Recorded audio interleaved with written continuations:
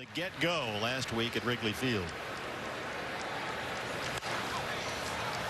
And the thing that makes it especially frustrating about Zach Gallen, if you looked at the Diamondbacks pitching staff, he probably has the best pure stuff of anybody that they'll send out there to the mound. Sure.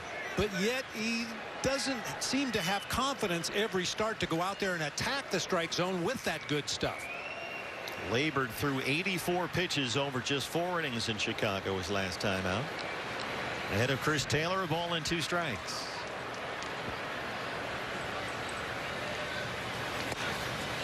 Called strike 3. A fastball appeared to be outside. Jerry Davis rings up Taylor, and that's 1 away. Now you see Carson sets up on the outside corner. Nice job of receiving that pitch. Kept the bulk of that catcher's mitt in the strike zone. Caught the ball way up in the webbing of the mitt. Gave Jerry Davis the illusion that that was a much better pitch than it was. First baseman Max Muncy. 276 and 22 home runs. Really heating up as we near the end of July. D-backs overload that first base side against Muncy. Fastballs in there for a strike. Yeah, Muncy and A.J. Pollock are probably the 2 hottest Dodgers coming off that last road trip. A.J. Pollock is going up a couple of levels.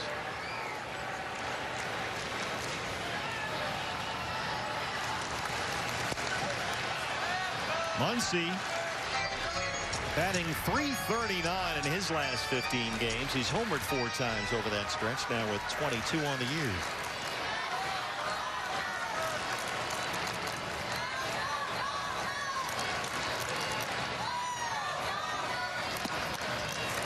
Well, it was kind of interesting in the draft last week, or was it last week or 2 weeks ago? I'm lost. The Oakland A's drafted Max Muncy. Oh, yeah. A different guy. Yeah, and they had Max Muncy at one point, cut him loose, and he's really come into his own as a Dodger. Gave up on him. Muncy appeared in 45 games as a rookie with Oakland. That was back in 2015. Was released by the A's end of spring training 2017. Signed a minor league deal with the Dodgers. Played a season at AAA. And has been a prolific home run hitter ever since. Turner on deck. Here's the 3-1. Little check swing. Tapper goes foul. Full count down 3-2. So it's possible, not probable, that you could have a Max Muncy for Max Muncy trade at some point in the future. Fingers crossed. I wouldn't mind if he moved on to the American League. I can tell you that. He's been a tremendous impact player. An all-star this year for the Dodgers. Back-to-back 35 home run seasons with LA in 2018 and 2019. Max Muncy. And certainly the Diamondbacks have a number of guys that can play multiple positions, but it seems odd that a guy like Max Muncy plays first and second. Kind of an odd coupling of positions. 3-2. Well, it's nice because they can move him to second base against a left-hander because he hits lefties fine, and then put Pujols at first. That's a signing that's worked out nicely for LA, Albert Pujols. And the D-backs will have a lefty on the mound Sunday. Caleb Smith gets the start. Merrill Kelly goes here tomorrow night. There's Albert Pujols, future first ballot Hall of Famer, along with Matt Beatty.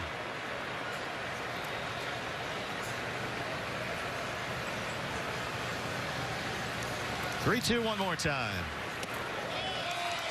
Missed with a curveball. It's a 1-out walk. Well, we've seen the full kitchen sink from Zach, the four-seamer, the cutter, the change, and the curve. He loses Muncy. Now it's the Red Menace, Justin Turner.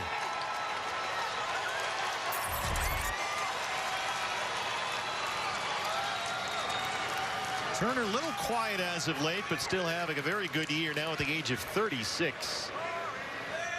294 and 18 homers.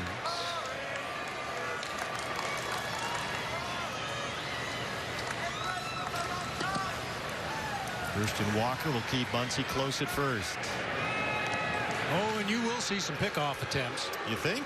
Well, at least throws to first. Most of them aren't designed to pick anybody off. He just kind of lobs the ball over there, chases the runner back to the bag, and then goes back to work. It is a Zach Gallen quirk. That's probably the best word for it. He will use that throw to first as a reset if he's not completely convicted in the pitch he's about to throw.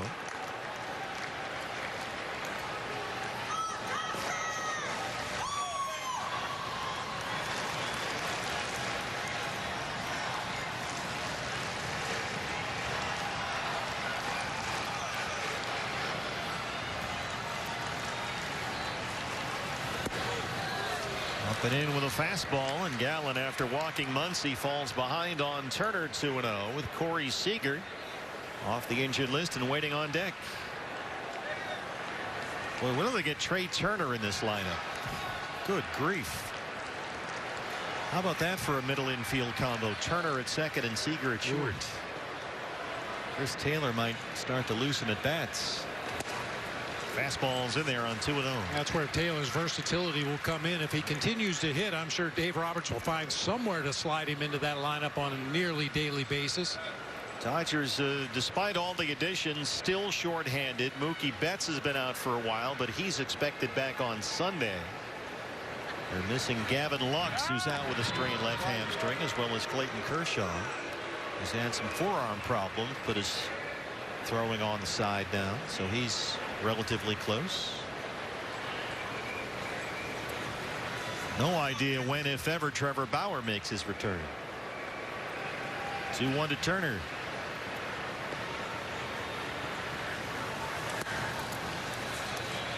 That made news, that situation, the other day when there was a report that a lot of the Dodger players are insistent they don't want Trevor Bauer back on the ball club.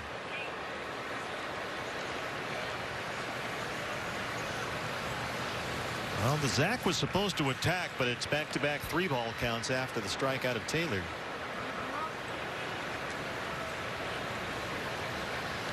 No, I don't care how good your stuff is. If you're consistently pitching from behind 2-0 and 3-1 against a good hitting team, they're going to make you pay. It was obvious from the start last week against the Cubs that Gallen just did not have it.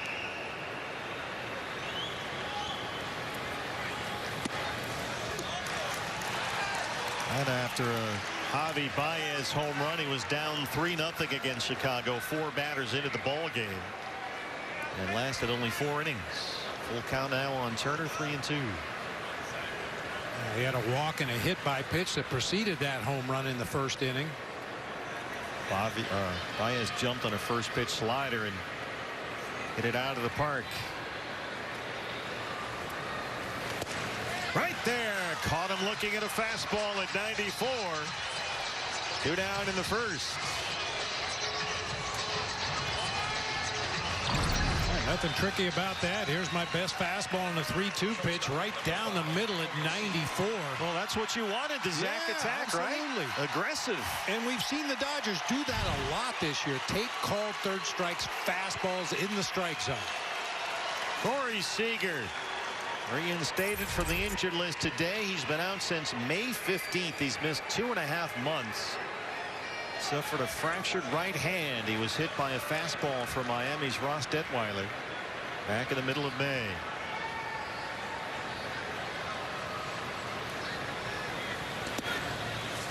D-backs overload the first base side. Van Meter back at the outfield grass at second. Seager has taken at bats in a sim game over the weekend. He took some live BP earlier this week at Dodger Stadium. Had a day off after that, did not show any soreness or ill effects, so he's back in the lineup tonight. The Dodgers must have liked what they saw from Corey Seager in those at bats. Immediately put him back in the lineup in the 4 spot. Well, his progress to return was a lot slower than they had anticipated. They were hoping for an early July return, but here it is, July 30th, and it's his first game back.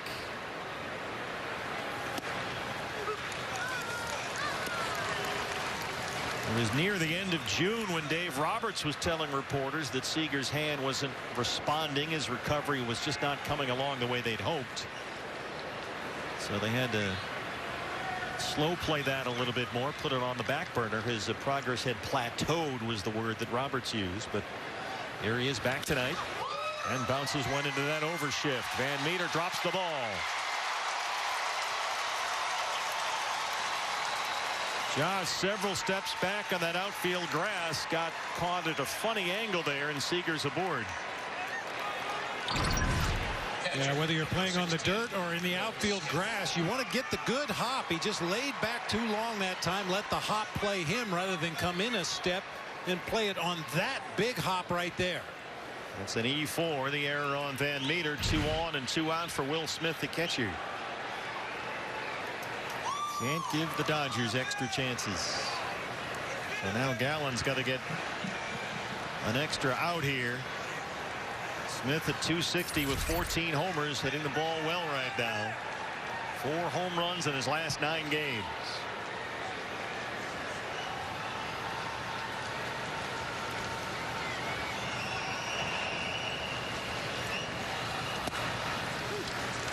Second time he's got that call out there from Jerry Davis with a fastball. Seeing that error at second base by Van Meter, that's one area of the game, and Torres talked about it repeatedly this season, tightening up the defense. That's something the Diamondbacks have always prided themselves in, playing solid defense, not giving the other team more outs than they should in an inning. Right center, Dalton Varsho's out there. And Gallen strands to Diamondbacks and the Dodgers. Serpientes tonight. D-backs coming up. Van Meter will lead it off for the D-backs tonight, followed by third baseman Asdrubal Cabrera. Cole Calhoun will be out in right field. Christian Walker at first base. The return of Carson Kelly batting 5th and catching tonight. David Peralta will be out in left field. Nick Ahmed at shortstop. Dalton Varsho red hot out in center field, and right-hander Zach Gallen on the mound. Ram truck starter for LA, Tony Gonsolin, 27-year-old right-hander, still working his way back from shoulder trouble this spring. He's not been going very deep into these games. He's pitched a total of 7 2/3, I believe it is, against the Diamondbacks in 2 starts this year, giving up only 2 runs over those 7 2/3 innings. Fastball, slider, split finger combination. Yeah, very low 2.38 ERA, but the walks have been an issue from time to time. They'll overload that first base side against Josh Van Meter. The second baseman leads it off, 191 and 3 home runs.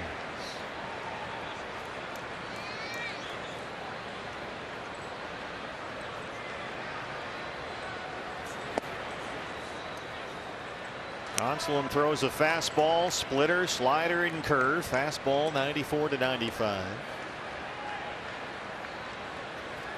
Missed the first 2 months of the season with right shoulder inflammation. Didn't make his first appearance this year until June the 9th. And Meter got a fastball, popped it up, Turner in foul ground. E.D. Marshall Jewelers gives us a look around the diamond at the Dodger defense. A.J. Pollock in left field, Cody Bellinger in center, Billy McKinney in right field this evening. The Red Menace Justin Turner down at third base. Corey Seager and Chris Taylor make up the double play combo with Max Muncy over at first base. Will Smith doing the catching for right-hander Tony Gonsolin. Yeah, Billy McKinney, his 3rd club this year after the Mets and the Brewers. Dodgers expect Mookie Betts back by the end of the weekend. Here's Asdrubal Cabrera, the starter at third base today.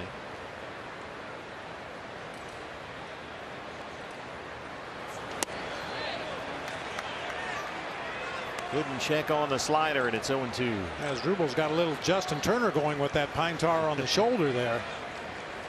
But a few Justin Turner hits would be nice. Yeah. They'll give him the entire third base side of the infield. Doesn't bite on the slider that time. It's 1-2.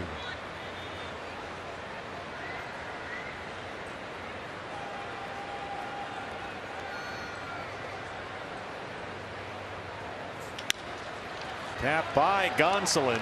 Seager.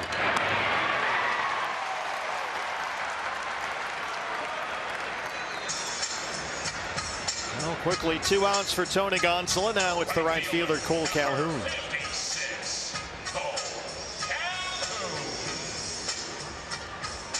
We're watching Corey Seager take that ground ball out there at shortstop. Yeah, Torrey likes to talk about a guy that has too much hustle in his swing, or too much hustle in his game, too much speed for him. Corey Seager never seems to shift gears. He's always under control, always gets the ball over there just in time to get the runner. Never appears to be in any hurry at all. Seager's another guy that's scheduled for free agency after this year.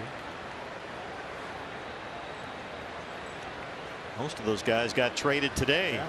Javi Baez. Boy, how about a middle infield combo for the Mets of Javi Baez and Francisco Lindor?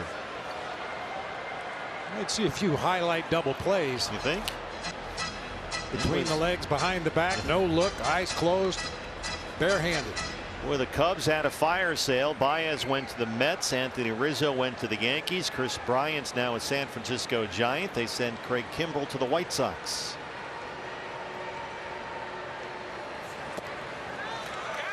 Jed Hoyer certainly rebuilding that Cubs ball club.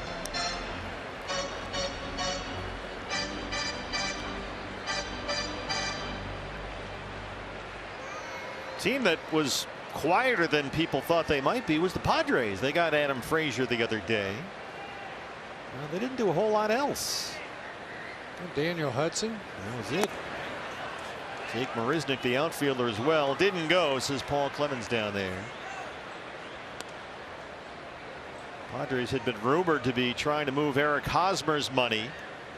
They weren't able to do that, and so it looked like they just sort of punted on trade deadline day, other than some extra type of pieces like adding Huddy and Marisnick. But he thought that A.J. Preller might try to make a big splash. Certainly, that just didn't happen in San Diego, but they still have an excellent ball club. Phil Cott on Cole Calhoun, Christian Walker on deck.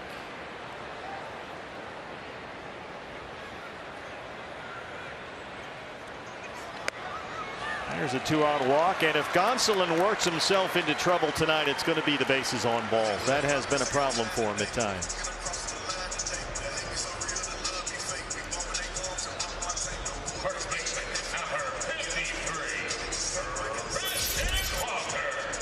Christian, 229, 4 homers.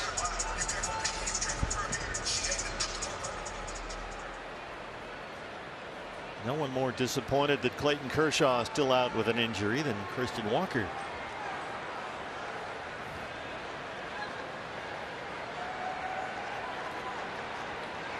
Kershaw has missed most of this month with a left forearm problem. He did throw 45 pitches in a sim game earlier this week.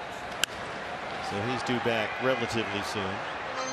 So let me get this straight. The Dodgers now have a rotation of Walker Buehler, Clayton Kershaw, and Max Scherzer. And then whoever else. Julio Urias. Yeah. We'll throw Danny Duffy in the mix when don't forget about him. active. Yeah. Got Danny Duffy from Kansas City. Trey Turner acquired, still on the COVID list after that Nationals outbreak the other day. So he hasn't reported yet. Scherzer is expected here tomorrow, and they believe, Dave Roberts said today, he will pitch his first Dodger game in LA Wednesday against Houston.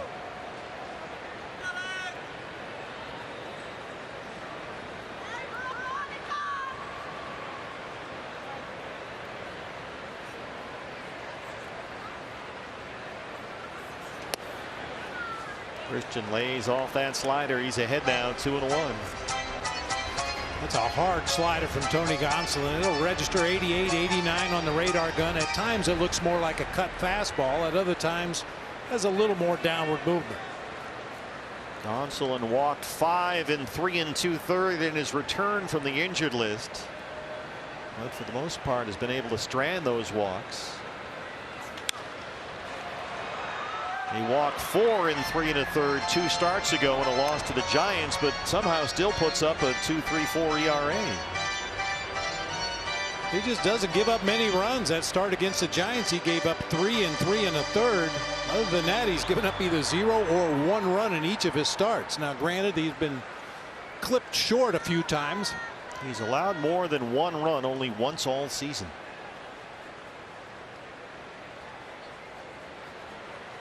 The 2-2 fouled away. Another fastball at 95.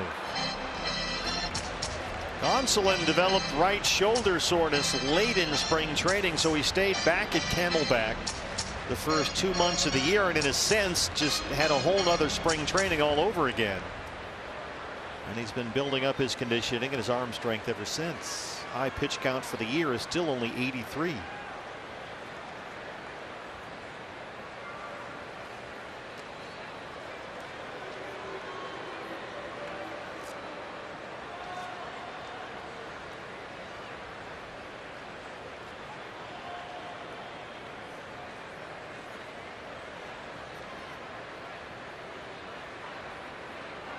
Still 2-2 on Christian Walker.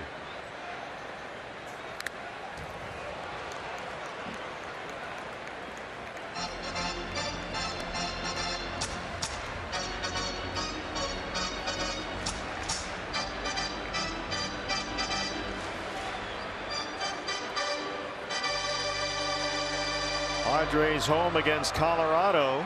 A lot of people surprised that both John Gray and Trevor Story are still Rockies. Giants home hosting Houston. The Astros have an early 1-0 lead. Walker on the ground to third. Turner's there. They go the short way for the force on Calhoun. We played one D-backs and the Dodgers. No score on Bally Sports. Get on board. Help support our D-back give back programs. A.J. Pollock, the former D-back, leads off the second against Zach Gallen. And A.J., the hottest hitter in this lineup right now, comes into tonight riding an 8-game hitting streak.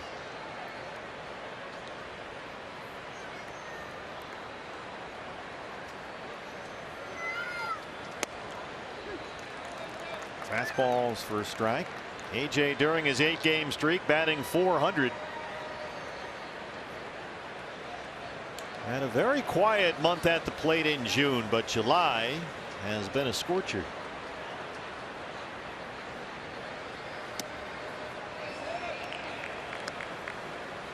Wasn't tempted at the curveball now. 1-1.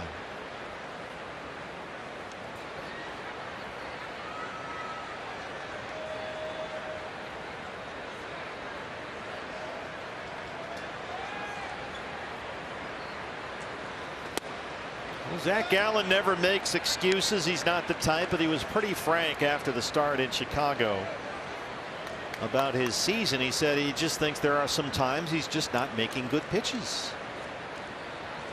Wouldn't take the bait last week when he was asked about all the injuries and the stops and starts that have hurt his progress. That has to factor into it. That seems like common sense, but he won't own up to that. He doesn't think that's the reason that the performance has gone in the other direction. Well, we've seen Zach Gallen at his best, and we know what that looks like, and he knows what that looks like. And you know, he's not the kind of guy to make excuses. He's healthy. He feels like he should be able to go out there and execute his pitches. He just hasn't been able to consistently do it. First base side for Walker. Well, Torre was saying, you know, and he's right. It just seems like when Zach Gallen gets into a rhythm, he's taking a step back with some sort of odd or unpredictable injury. Any momentum that he's been able to get rolling is automatically interrupted. And that has to factor into things for him somewhere. Cody Bellinger. This is hard to figure. 160 and 5 homers. You talk about mysteries. This is a big one right here. Yeah, this is a guy that traditionally with the Dodgers has been a middle of the order guy. 3, 4, or 5 in their lineup. Finds himself in the 7 hole tonight. And like Gallen, you know, Bellinger's been slowed down by repeated injuries. The latest issue was the left hamstring tightness, kept him out for 10 games last month. Had the hairline fracture in his leg almost as soon as the season started. But Bellinger, from that hamstring problem, came back June 23rd, so he's played exactly 30 games since he was off the injured list. Nearly all of them starts, and in that time he's hitting .120. So they're waiting for him to figure it out. It was only 4 games into the year when he turned up with that fracture in his left leg and was out to the end of May, missed nearly 50 games. And almost as soon as he came back, he hurt his hamstring. Slicing out a play. It's 2-2. I'm always amazed watching Cody Bellinger at the plate. You know, we see hitters with high leg kicks. We see hitters that do a little toe tap, some kind of rhythm as that pitcher's making his windup out there on the mound. Bellinger stands there like a statue. Nothing moves until Zach Gallen releases that ball. Cabrera moves over to second from third. 2 strikes.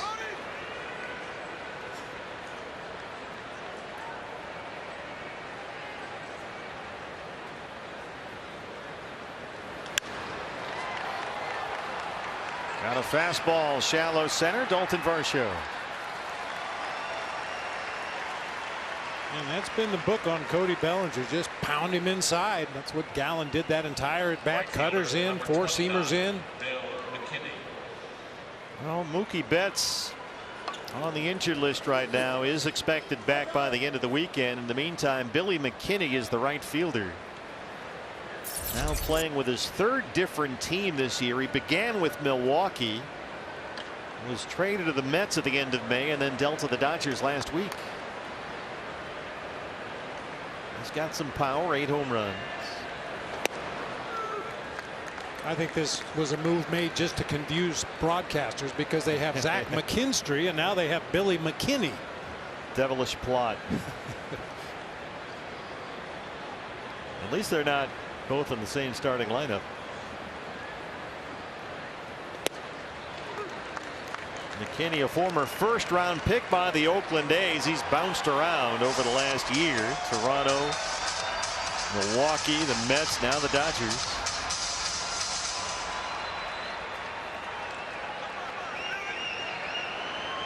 Gallen ahead 0-2.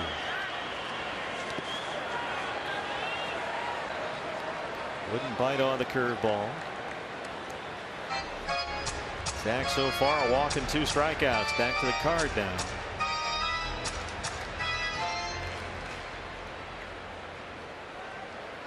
I think it speaks to his meticulous nature. He's always looking at the data, the game plans. He seems to check that chart way more than any other pitcher. Yeah, you're absolutely right.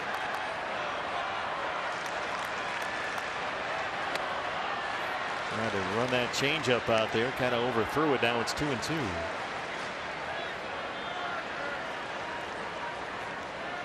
Few guys put as much thought or as much study into their craft as Zach Gallen. It is a constant evolution.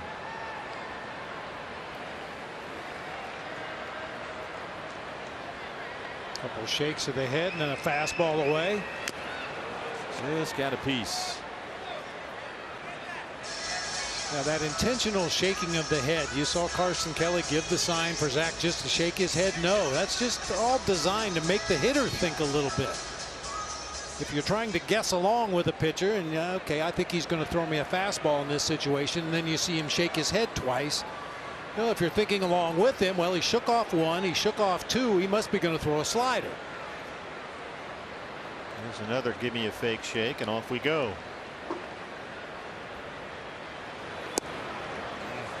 A little low on the fastball for Jerry Davis, and now he's run the count full 3-2. And we know what a weapon that changeup is for Zach Gallen. He's only thrown 4 so far in the game, and all 4 are bounced in the dirt. So he needs to find a feel for that pitch. And that's kind of his bread and butter go-to secondary pitch, that changeup. Hit hard, knocked down by Walker. Ahmed tries to get there, but McKinney's aboard.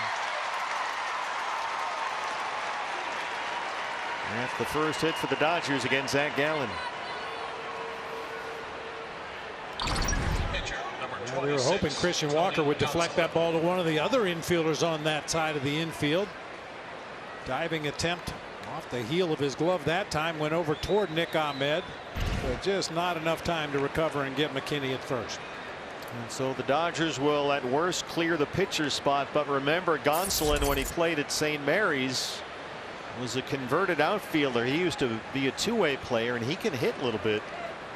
Was a pretty good college hitter as an outfielder at St. Mary's.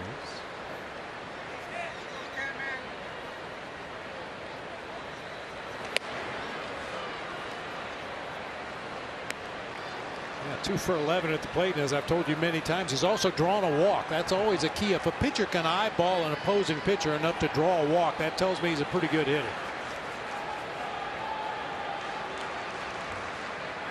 Worked as both a starter and reliever pitching at St. Mary's College. Also saw a lot of time as an outfielder.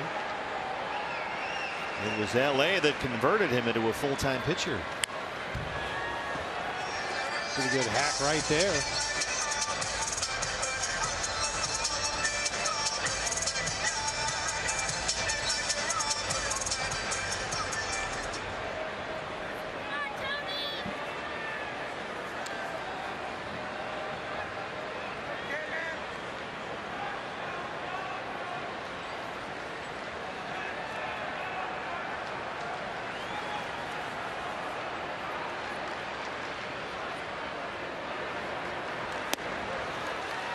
If you're going to act like a hitter, I'm going to pitch you like a hitter.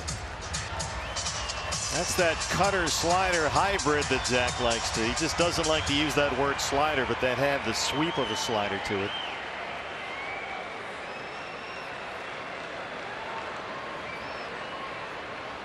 That same pitch would work again if he's able to execute it the way he did that last one.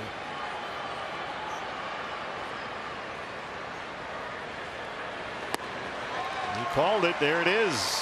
3 strikeouts for Zach Gallen. And Carson Kelly off the injured list today, set to lead it off for the second against Tony Gonsolin.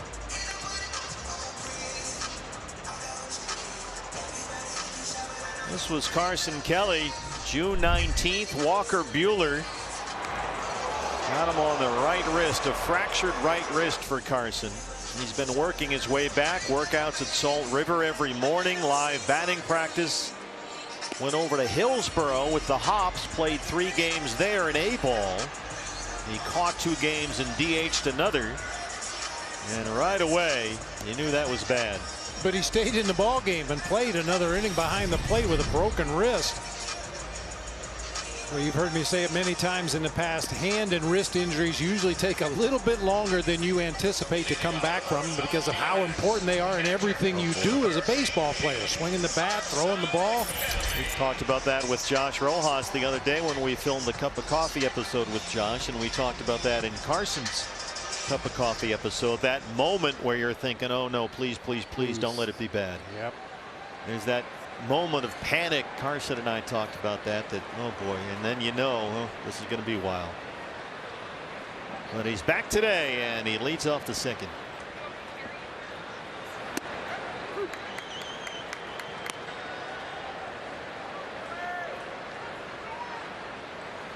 Funny thing was, the whole time he was hurt, he was catching bullpens at Salt River Field. He just didn't throw the ball back. He was like the quarterback warming up on the sideline with the guy that catches the pass, only in reverse.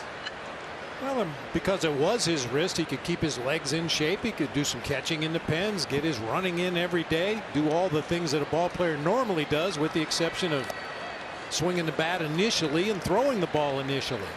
Well, when we talked to him, and it was a while ago, there was no wrap on his wrist or anything like that. You'd never know at all that he was injured. He had worked out at Salt River. I asked him, have you been working out? He's like, yeah, I just caught some bullpens about an hour ago. Wow. It's crazy. 3 balls and a strike. David Peralta on deck.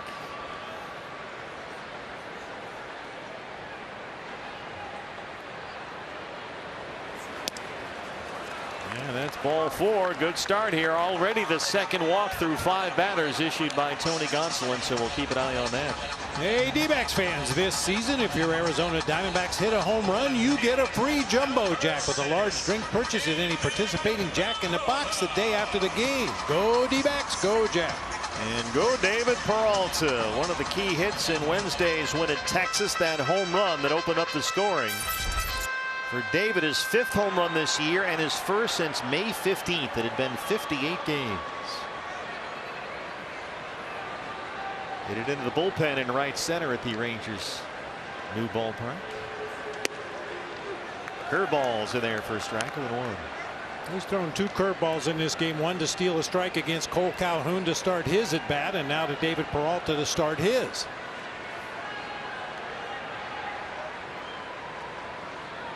Dodgers shift their infield over to the right side against David. Right to Robbie Hammock at first. 0-2. Now with 2 strikes, Turner makes the move over from third to second. Taylor slides over along with Seager. I was just thinking that for Justin Turner, when you're at the plate, when you're an offensive player, you don't mind running because that means you're on base, you're doing something offensively. He probably runs more on defense than any player in the game. He and Manny Machado. Dodgers one of those teams that has the third baseman stand in the second base spot. Padres often do the same thing with Manny Machado, only they back him out to medium right field. Yeah, and slide their right fielder over toward the gap in right center. I mean, Manny basically is a shallow right fielder when they play their shift. And Turner, remember, was acquired from the Mets as a utility infielder. He was going to be one of those guys that plays all over. What an acquisition that's been for the Dodgers. Nice pick there by Will Smith. Not sure if that's a good pickup or a lucky pickup, but either way, he keeps that ball from going to the backstop. Gonsolin just jerks a splitter way inside that time, and Will Smith picks it cleanly out of the dirt.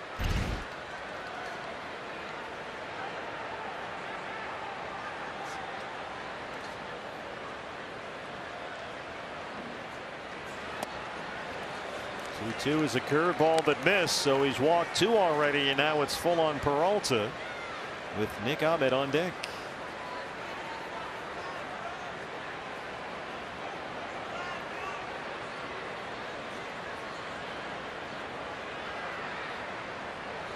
The walks, the occasionally erratic control have been the only real issue for Gonsolin this year. Carson on the move, and that's ball 4. He's walked the first 2 in the second. 3 walks and 6 batters. And now it's Nick Ahmed.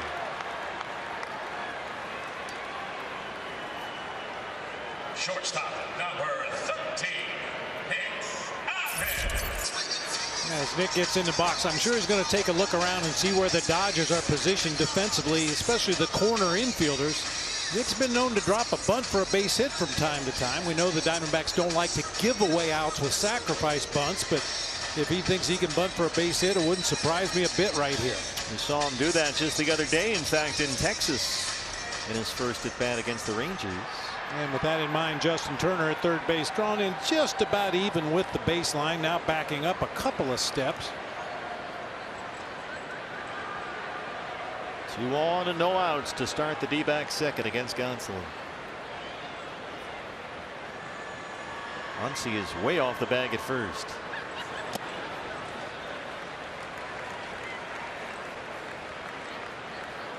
Gonsolin at 32 pitches, only 14 for strikes.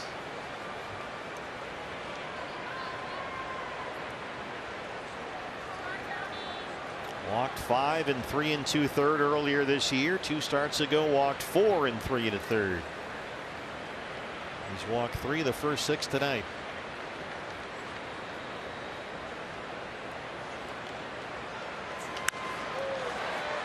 Nick got a fastball, chopped it up in the air. Will Smith.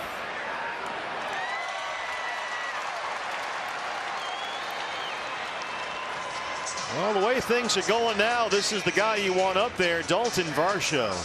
Just killing the ball these days. Crushed a line drive home run against the Rangers Wednesday. That was the difference in that 3-2 win, his 5th of the year. And boy, he has really hit the ball well last week and a half or so. Now, some of the pitches that earlier this season he was popping up or hitting lazy ground balls to the infield, he's been barreling. A homer in Texas was his 5th home run in his last 11 games. 2 on and 1 out.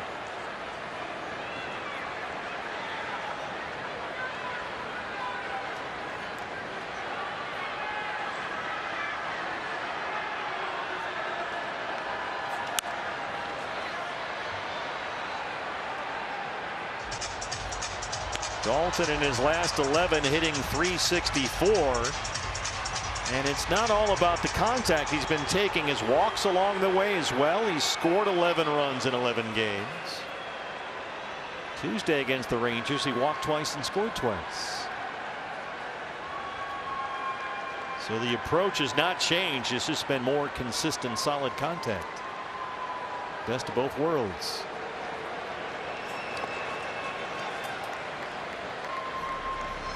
Gonsolin just spraying it all over the yard here. Testing his catcher back there, Will Smith, in this inning. So far, Smith has been up to the task, blocking everything that's come his way. Will Smith was a first-round pick by the Dodgers out of Louisville. The D-backs today called up Drew Ellis, who was a teammate of Will Smith's at Louisville, a second-rounder by the Diamondbacks a few years back. So we may see Drew Ellis at some point this weekend make his big league debut.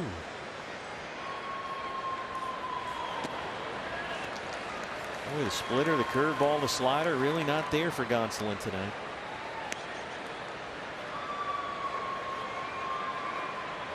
"36 pitches, 20 balls."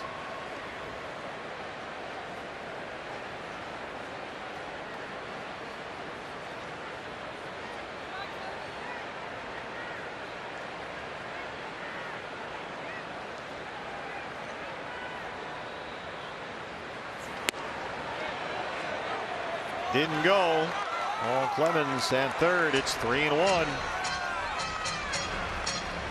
Zach Gallen, the pitcher, on deck.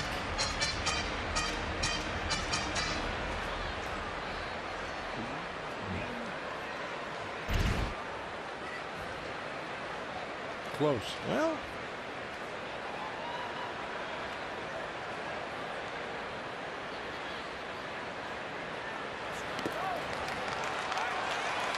he's walked 4, 3 in this inning. He's walked them loaded for the pitcher. And that'll get Mark Pryor out to the mound, the pitching coach. He's walked 4 the first 8. And a lot of them, what we like to call non-competitive pitches. Their balls right out of his hand, either spiked in the dirt or off the plate, one side or the other. Well, this is not so much with the walks, but this is kind of the way that Zach Gallen's start went last time out against the Cubs. You could just tell right away it wasn't his night. He didn't have that feel. And that looks like what Gonsolin's going through right now. Yeah, he's thrown 18 pitches this half inning, only 5 for strikes. And one of those was a pitch that Nick Ahmed swung at that was probably shoulder high. Well, this is one of those cases where you almost root for the strikeout, just anything but the double play. Gallen does have 3 hits on the year. Carson at third base, David Peralta at second, and Dalton Varsho aboard at first. No sign of a bunt from Gallen. It looks at a fastball. Remember, Zach's initial injury this year came in spring training when he had that hairline fracture in his forearm, suffered while he was batting, and there have been times this year when he was given a do not swing order. Let's see if he takes a cut this time.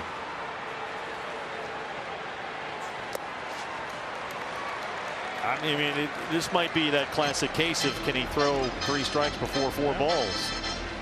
And like you said, you much prefer a strikeout in this situation than a ground ball on the infield that could possibly turn into an inning-ending double play. I think I'd rather have Josh Van Meter up there with 2 outs in the inning and the bases loaded than have Zach Gallen swing away and hope for something good. I'm with you.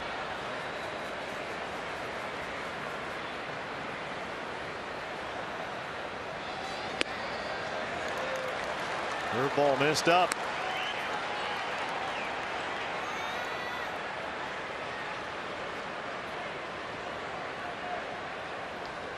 Diamondbacks are 3rd in the major leagues with bases loaded walks offensively. The Brewers have drawn 18 bases loaded walks, Houston 17, and the Diamondbacks 15. Patience is a virtue, I'm told. He might not be up there to swing at all. And why not? I mean, the way Gonsolin is spraying it all over the yard. He's walked 3 in the inning and is now behind 3 balls and a strike on the pitcher.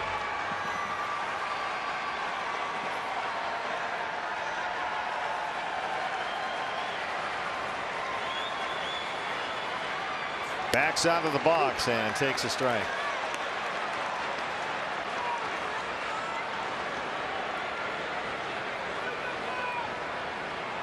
And Meter would be next.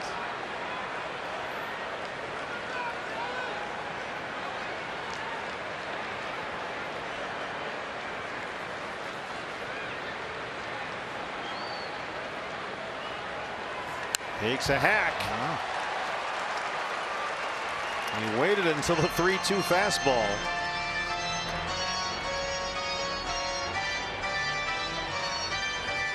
Well, he made Gonsolin throw at least one more pitch in this at bat. The way he's been spraying it around, the more pitches you can make him throw, the better chance you have of drawing a base on balls. Dave Roberts thinking, when does Max Scherzer get here again?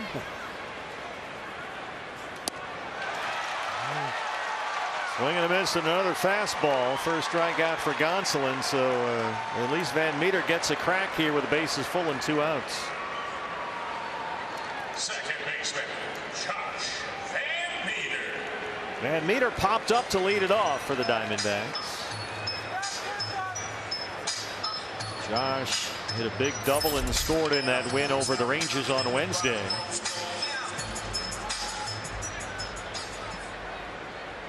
He's made a concerted effort all month long to be more aggressive up there, less passive, not so picky. So if he gets anything he could hit, especially something down, he's going to take a hack, and he can yank it into the right field corner.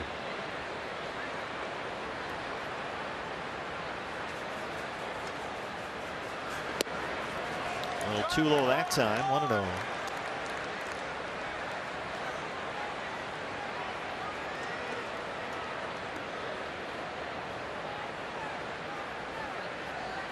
Three defenders on the first base side.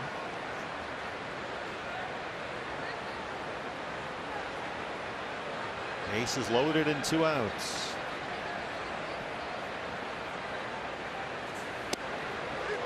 Curveballs this round.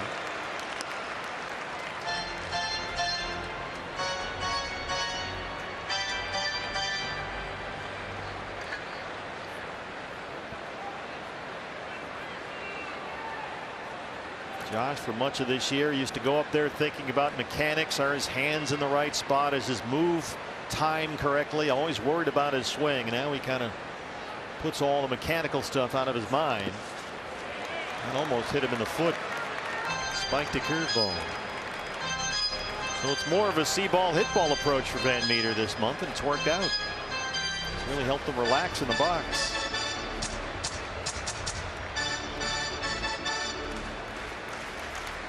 Well, there's a time and a place to work on your mechanics, and that's called batting practice. Yes. You know, that's when you work on those things, your timing and your hands and your stride and your toe tap, all that stuff. Once you get out there in the game, it's basically see ball, hit ball. And he was saying there are times where the information can swamp you. You get caught up in all that stuff, and it, for him, for a time, created a paralysis up there.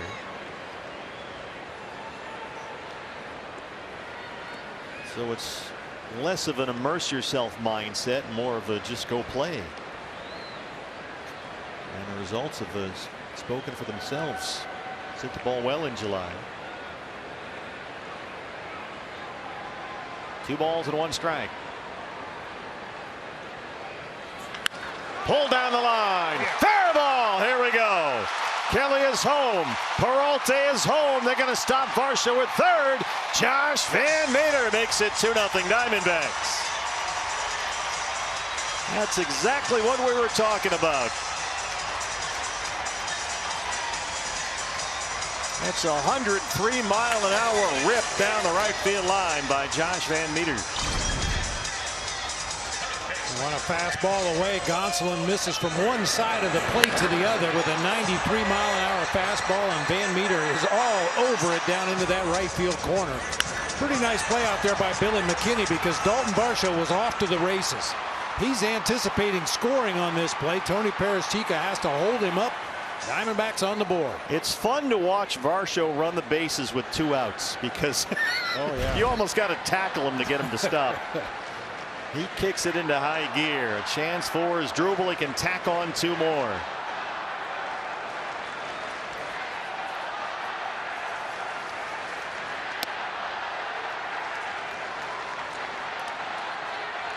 Cabrera grounded out his first time up to start at third base tonight. Varsho at third, Van Meter at second, and 2 runs home. Action now in the Dodger bullpen. It is not Gonsolin's night. He's already at 50 pitches. Not yet through the second. And behind 2-0. Phil Bickford, the right-hander,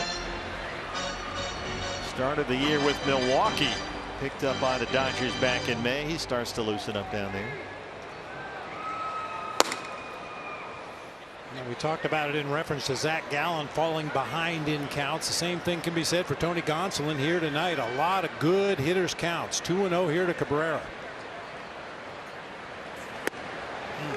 He's still throwing Gonsolin a lot more balls than strikes.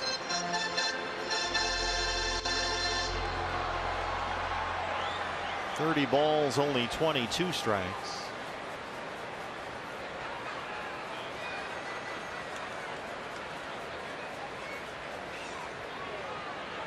Dodgers have 3 infielders on that first base side. Spun around on a slider, and it's 2-2.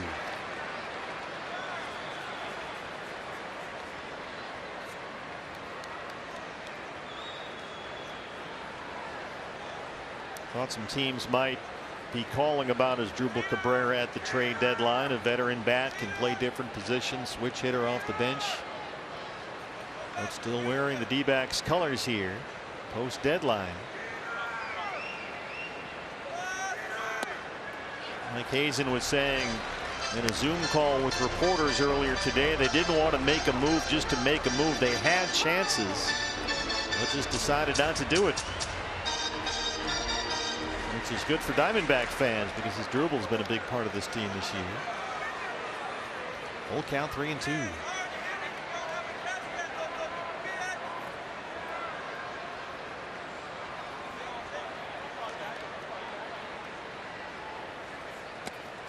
Tony Gonsolin has walked 5 through 1 2/3.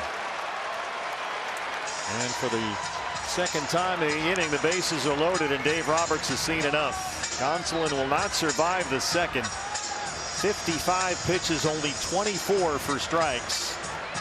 Responsible for 3 base runners. He leads early, trailing 2-0.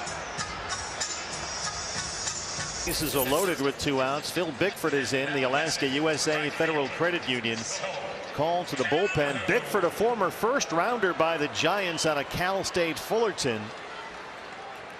Brewers let him go earlier this year. The Dodgers picked him up. Gonsolin responsible for all 3. The hitter is Cole Calhoun. Gonsolin faced 11 batters, had 4 full counts. He was behind in the count 2-0 twice and 2-1 4 times.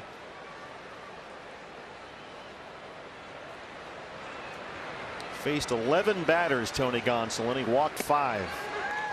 Sliders to strike. Bickford's a big guy out there, 6'4", 26 years old. First round pick by the Giants in 2015. Traded him to Milwaukee to deal for the pitcher Will Smith. Brewers let him go in May. Dodgers picked him up.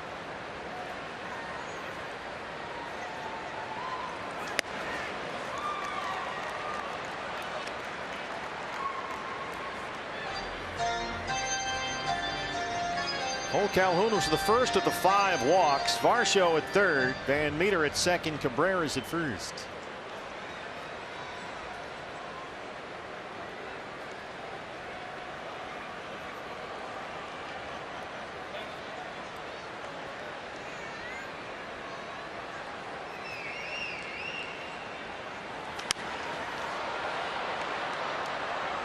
Punches a fastball foul. It's a ball and 2 strikes.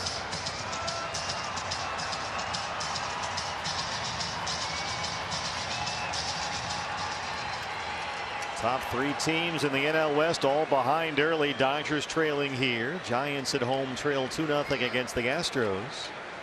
Padres hosting Colorado. Rockies lead at 4-0. They're in the second.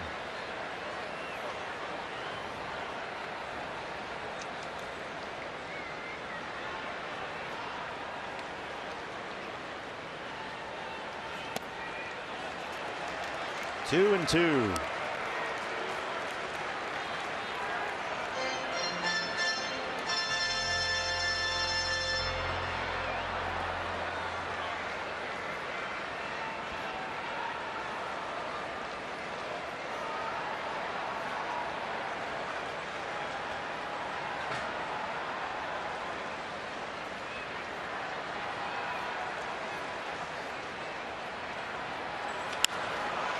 In the air, short left center. Pollock is there. Bickford strands 3. D-backs get 2. They take the early lead. But so far against Zach Gallen, it's only a Billy McKinney infield hit. That's been all the offense for LA. Taylor struck out to lead off the ball game, and now he starts us off in the 3rd.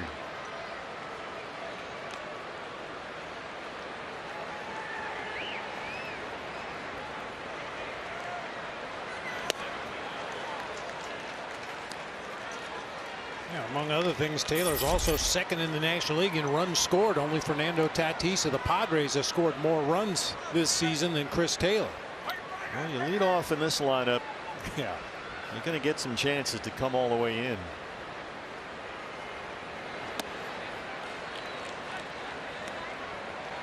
National League Player of the Week for last week. Chris Taylor had an 8-game hitting streak snapped yesterday. They lost at San Francisco.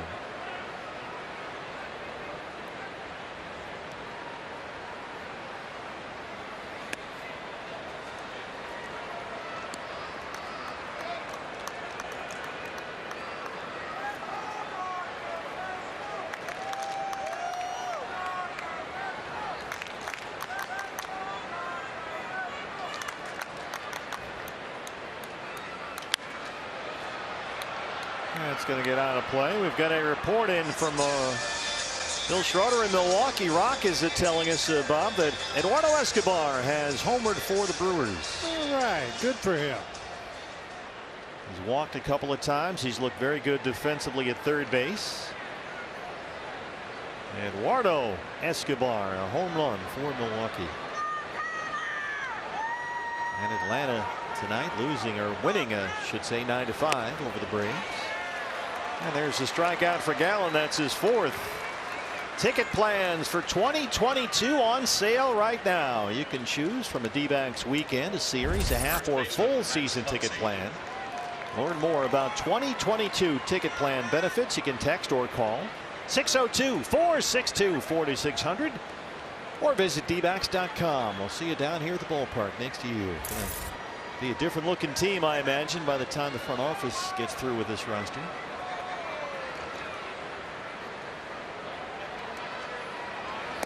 Mike Hazen was saying on the radio the other day that, you know, you can have all the discussions you want. It doesn't necessarily lead to anything at the deadline, but in many cases it leads to something even bigger during the wintertime. That the trade deadline discussions sort of set the table for something bigger down the road. That might be the case. Max Muncy walked his first time.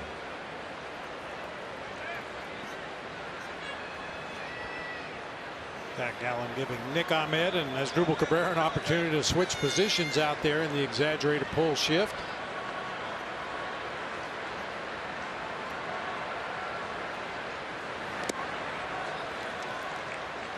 Zach just hasn't been able to command his slower secondary pitches. The changeup and the curveball. He's yet to throw either one of those pitches for a strike. And as you said, that changeup has been his signature pitch. He's been throwing that pitch ever since he was a kid.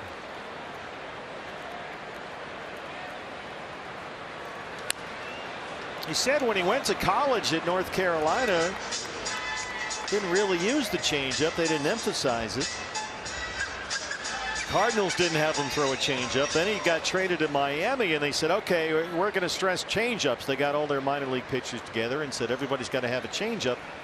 And Gallen said he had to kind of relearn that pitch, and that's when he realized just how effective it can be.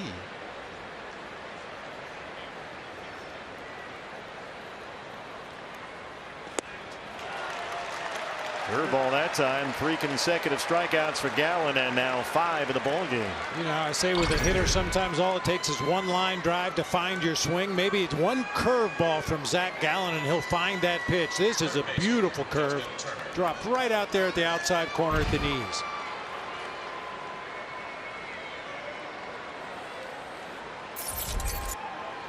Justin Turner struck out looking in the first.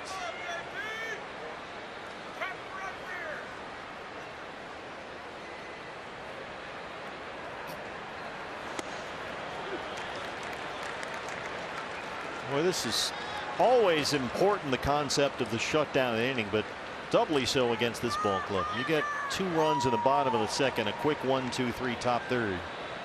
Goes a long way. And Zach ahead right away, 0-2 on Turner. A few times in this game already, Zach's been ahead 0-1, jumped ahead with that first strike, and then immediately missed the zone on the next 2 pitches to put Dodger hitters in good hitters counts. But looks like he's finding a better release point for those secondary pitches. Chance to strike out the side in the third. Carson wants it down.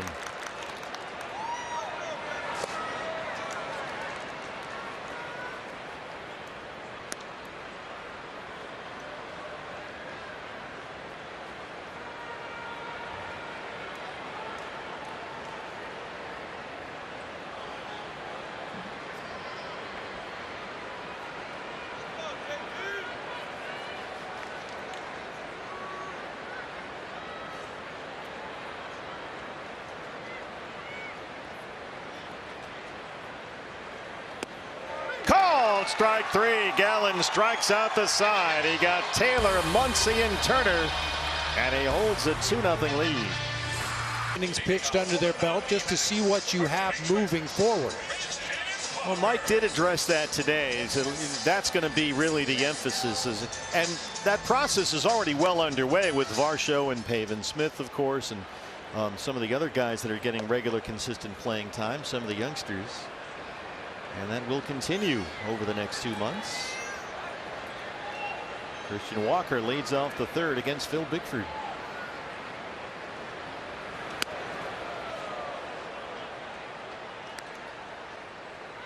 It's been one of the highlights of this season, getting to watch the development of Josh Rojas and Pavin Smith, Dalton Varsho. Drew Ellis, a former 2nd-round pick, is here today waiting for his major league debut.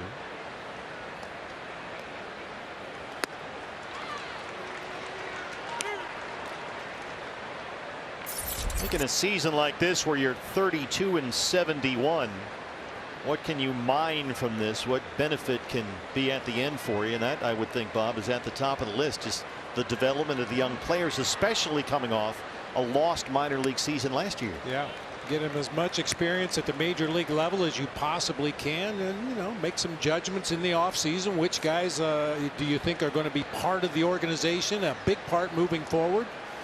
Which positions maybe do you need to augment in the offseason? That was Drew Ellis there a moment ago. Third baseman up from Reno today. Walker hits it to center. Bellinger backing up. He's one of the best defensively. Cody Bellinger has it for the first out.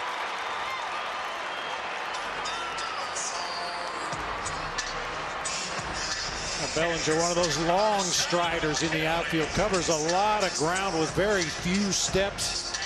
Had a beat on that ball right off the bat that time. Center fielders can see where the ball is in relation to the hitter. Is it inside? Is it outside? Did he get the barrel on it? Did he hit it off the end of the bat? Bellinger always seems to get good jumps and go right to the spot. Carson Kelly off the injured list today. Walked and scored his first time up.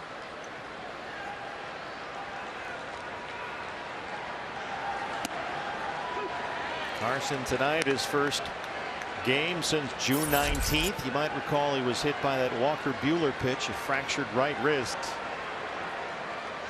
He's been catching games with the Class A Hillsboro Hops this week and is back tonight. Just reinstated before the game today. This is chopped in the hole, backhanded by Seager. Low throw, and they get him at first. Speaking of just off the injured list, Corey Seager back today for the Dodgers. That's his first real defensive test. Yeah, going into the hole. I mentioned he never really hurries. Had to hurry that time. A two-hopper to Max Muncy at first base in time to get Carson Kelly. I believe he wanted to hop that ball to first, but maybe not two hops. But it worked. David Peralta.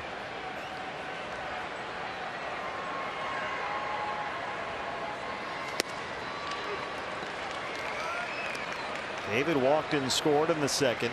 Tony Gonsolin did not survive the second inning. The Dodgers starter only faced 11 batters. He walked 5 of them. And 2 of those walks scored. Bickford came on, got the final out of that second, left the bases full. Each team still with only 1 hit. Both runs scoring on Josh Van Meter's 2-run double in that D-backs second. 1-1 on Peralta.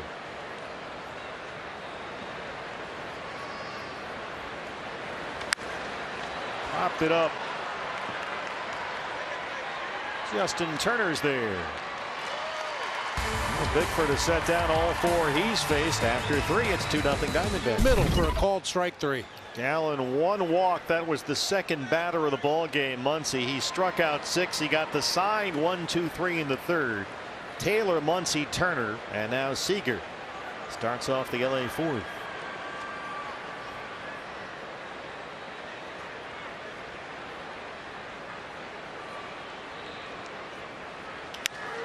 Corey Seager's first game back after he was hit by a pitch. 1 pitch, 1 out. 5 in a row set down by Gallen.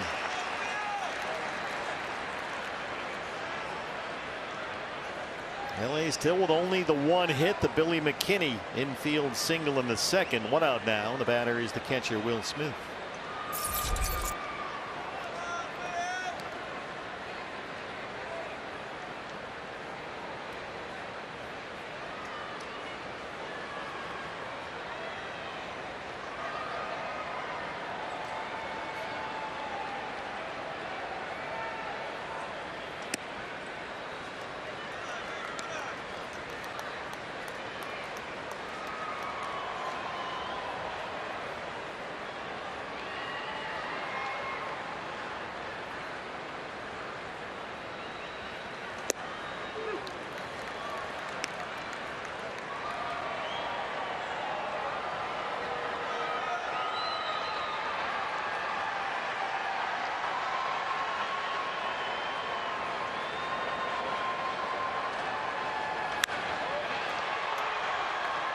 Fly ball drifting out to right center is Dalton Varsho. 2 outs on 3 pitches in the fourth for Zach Gallen, who's retired now 6 in a row. Watch the D-backs with the Bally Sports app. You can stream D-backs games, D-backs live, and get full game replays and highlights. It's D-backs baseball on the Bally Sports app, presented by Coors Light. A.J. Pollock.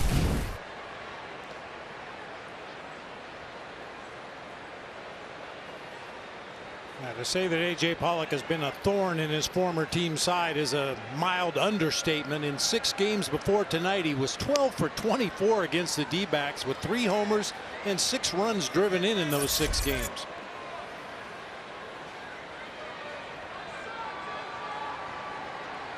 A.J. batting .375 this month with 7 homers. Sends this one to left field. David Peralta's there. Zach Gallen 3 outs on 6 pitches. He set down 7 straight Dodgers and leads it 2-0 here. Nick Ahmed will lead off the 4th against Phil Bickford, who's out there now for his 3rd inning in relief of Tony Gonsolin, who did not survive the second.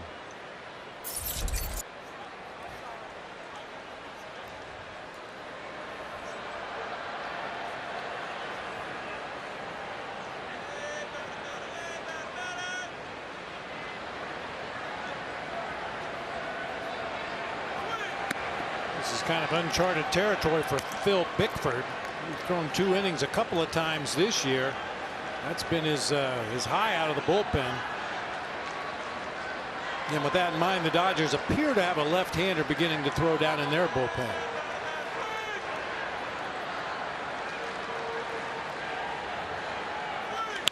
Ahmed, vacated area. They have the overshift on, and Nick has a leadoff single.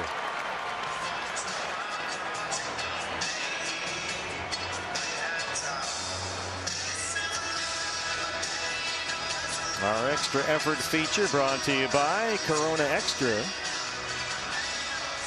Dalton Varsho on deck. Dave Roberts out to the mound, and now it's time to go to that lefty. D-backs have a 2-0 lead. Back after this. 1987 Pittsburgh Alleghenies. Yeah, Fred was a good ball player, wasn't he? Yeah. That's pretty amazing. I would have thought that perhaps Craig Biggio, you know, when he was kind of rotating between center field and catcher and eventually second base, but yeah, got to go all the way back to Fred Carroll. Varsho walked his first time. Left-hander Victor Gonzalez on from the Dodger bullpen. Gonzalez's second season in LA, his 40th appearance on the year. The Alaska USA Federal Credit Union called to the bullpen. He was a big part of their bullpen in the postseason last year. Gave up only 2 runs in 6 2/3.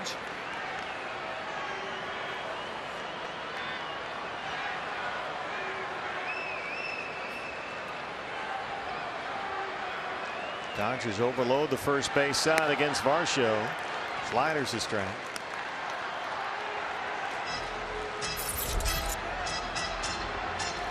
Dalton got home run number 5 Wednesday in the win at Texas. It was the difference. A home run to lead off the 8th inning to break a 2-2 tie. They beat the Rangers 3-2.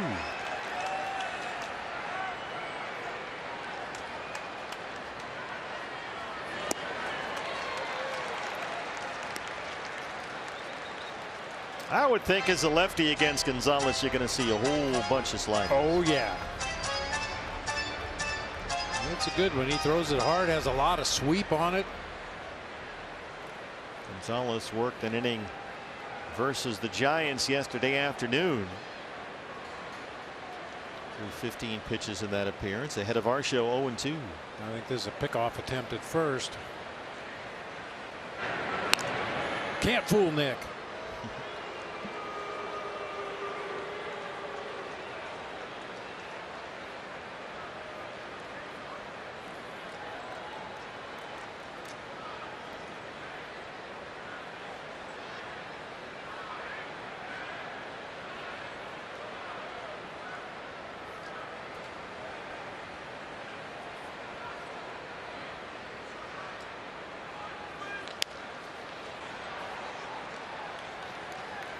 I guess if you're a left-handed hitter, the best you can hope for against Victor Gonzalez is that he hangs one of those sliders on the inside part of the plate.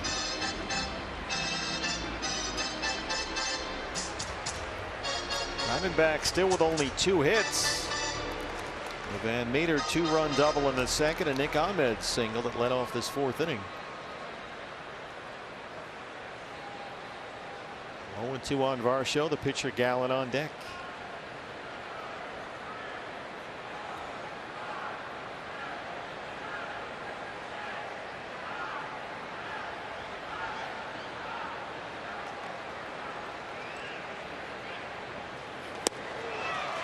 Got another slider, couldn't lay off. 1 out in the 4th.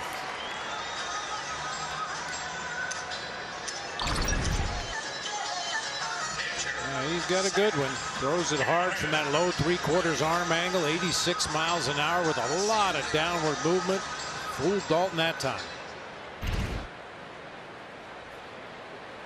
Gonzalez made his big league debut last May, or I should say last July, right here at Chase Field. 1 on, 1 out for Zach Gallen.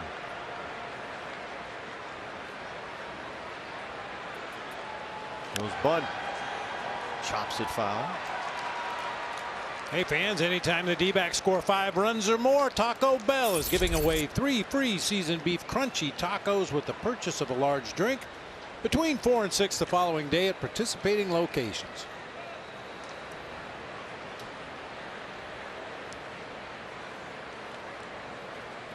Dave Roberts going to have to ham and egg it with this bullpen after Gonsolin was knocked out of the game in the second inning. We've seen Phil Bickford and now Victor Gonzalez.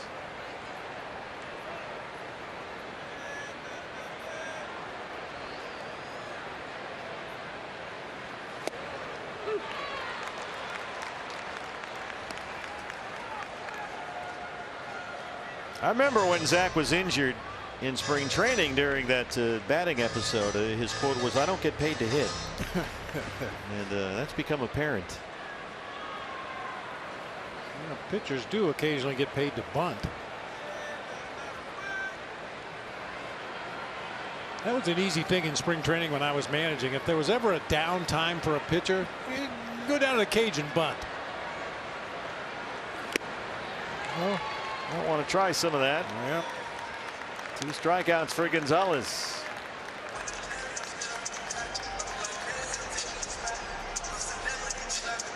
Yeah, occasionally it would be against a coach throwing to the pitchers, having them bunt. Occasionally we'd set up the high velocity machine and make them bunt some 100-mile-an-hour fastballs. Well, they have a bunting, I don't even want to call it a field at Salt River, out underneath the batting cages right next to them. It looks like a wiffle ball field. It's about the size of a ping pong table, but it's an artificial surface area where you practice your bunting.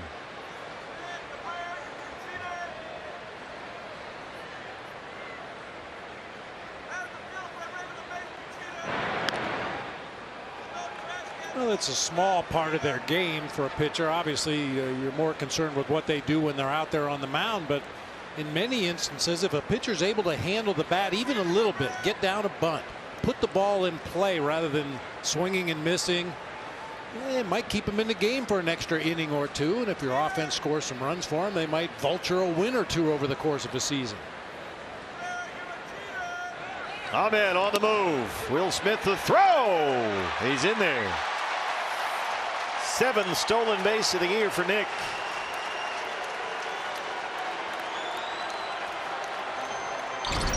Boy, after Tim LeCastro and Josh Rojas, does anybody else other than me hold their breath when they see a guy dive headfirst into second base? Yeah. Talked with Josh about that the other day, filming that cup of coffee episode. Said I got to get myself an oven mitt.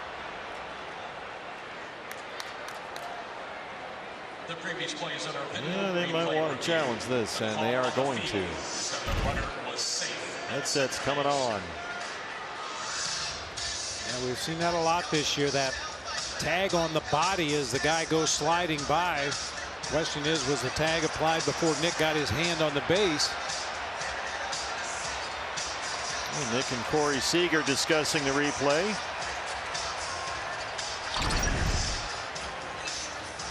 As an infielder, you just tag the nearest body part, whatever's there, and in this case it was Nick's left hip.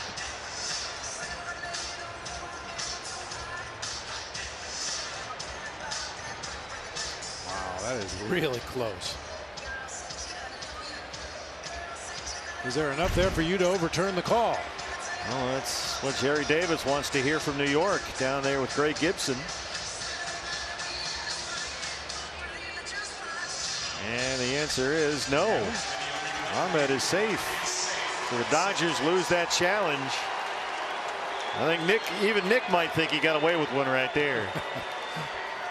Sort of had that guilty look. Got my hand caught in the cookie jar and got away with a cookie.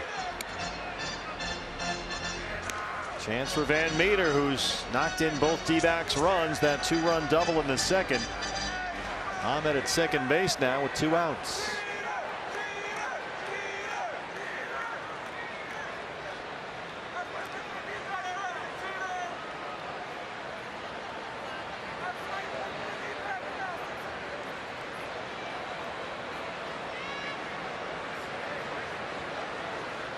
Test for Van Meter here, same as it was for Varsho. Can he lay off those sliders down and away?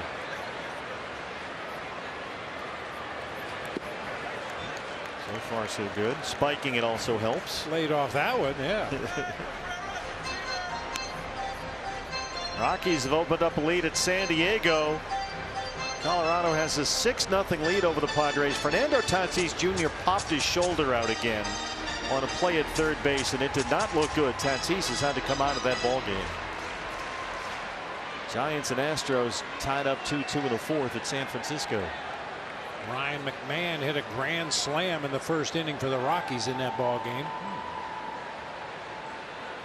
Both John Gray and Trevor Story still Rockies after the deadline. Tried the hard sinker away, 2-1. Yankees lead the Marlins 3-1. Anthony Rizzo 2 for 3 with a homer and a walk. Scored 2 of the Yankees' 3 runs in his debut. We've already retired his number.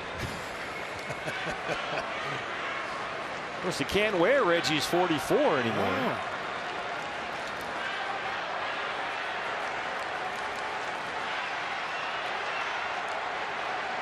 Joey Gallo had to shave. Well, they got some sluggers in that lineup for Aaron Boone. What a show. You got the Yankees with Rizzo and Gallo and Judge and Stanton. You got the Mets now with Javi Baez and Francisco Lindor when he gets healthy. 3 balls and a strike on Josh Van Meter.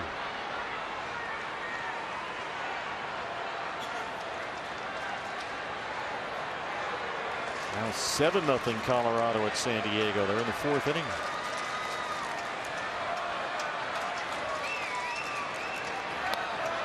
And the answer is yes. He can lay off that slide. A good at bat by Van Meter. That's the 6th base on balls collected by D-backs hitters, and now a chance for his Drupal. 2 on and 2 out.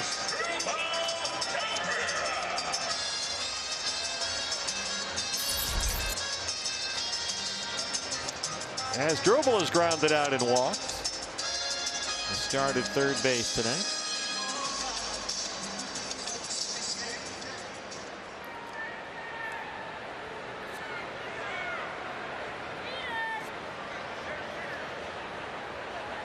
Nick Ahmed at second base. Josh Van Meter's at first with 2 outs.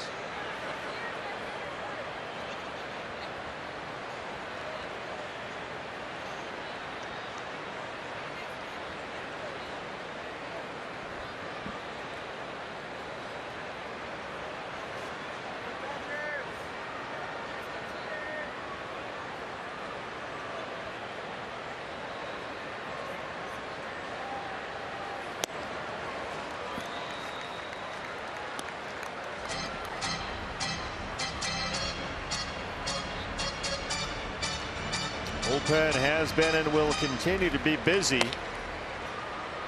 for the Dodgers. Big right-hander Rusdar Gratterall warming up. Guy throws about 110.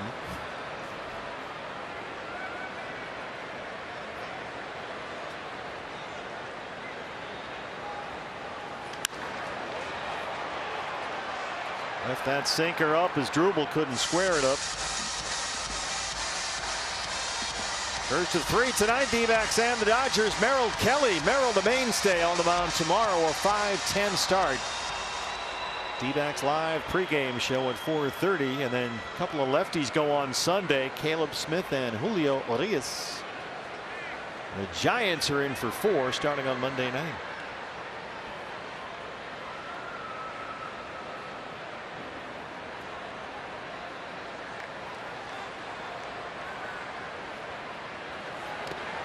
Don't forget, while you're watching our ball game, get online and get on board dbacks.com/50/50 raffle. This is the night to do it. All weekend long, going to have some big jackpots up well over $26,000 already and climbing quickly. Your chance to win half the pot that supports our D-backs give back programs. Get your tickets up until the end of the 7th inning at dbacks.com/50/50.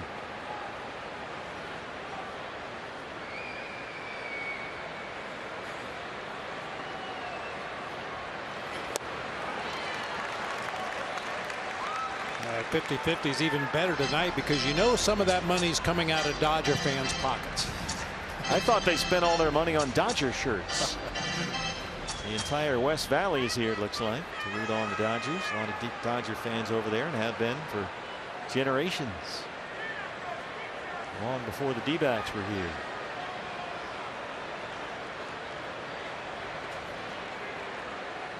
Mr. X from parts unknown.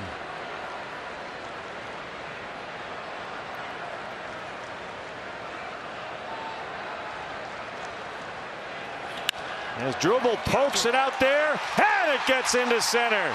Ahmed will score. Van Meter's in at third, and it's 3-0 Diamondbacks.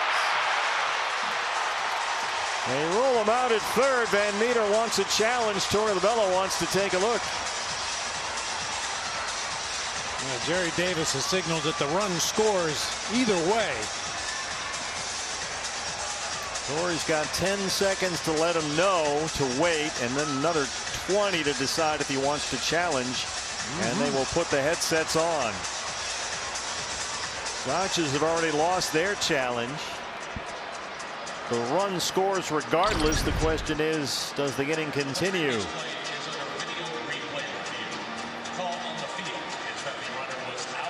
I don't think he got him on the helmet.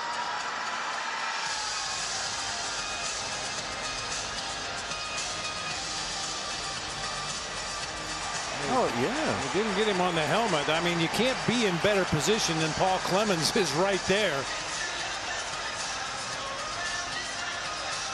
He's safe. Yeah. And he is safe. D-backs win the challenge. The out call overturned. Van Meter will stay put. And now a chance for Cole Calhoun. Boy, as Drubel Cabrera just reached down there and poked that through the vacated area on the right side for an RBI. And it was hit so slowly that Van Meter was just barely able to hustle into third. Now, fortunately, he's safe at third base. What a great throw by Cody Bellinger. Right on the money that time. He's a good one. Cole has walked and flied out. Leadoff single by Nick, and the 2-out RBI knocked by Cabrera produces a run. Once again, the Diamondbacks have a chance to tack some on. Van Meter at third with 2 outs. Cabrera's aboard at first.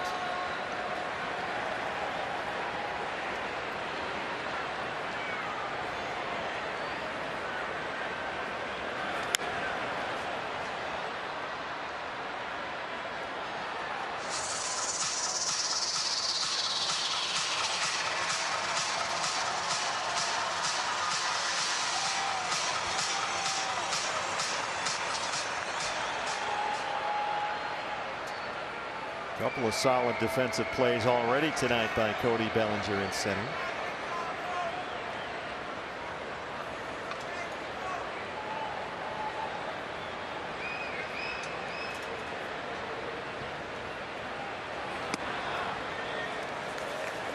Missed in with a sinker. It's 1-1.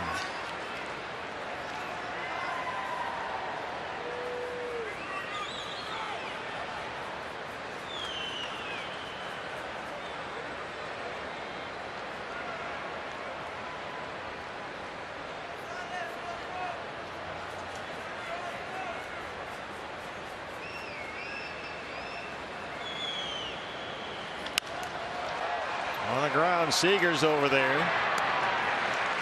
And that'll end the fourth. D-backs add a run. They lead the Dodgers. Game set, Steve and Bob, with the former captain of the Coyotes, the chief hockey development officer of the Coyotes, and Josh Jones' dad, Shane.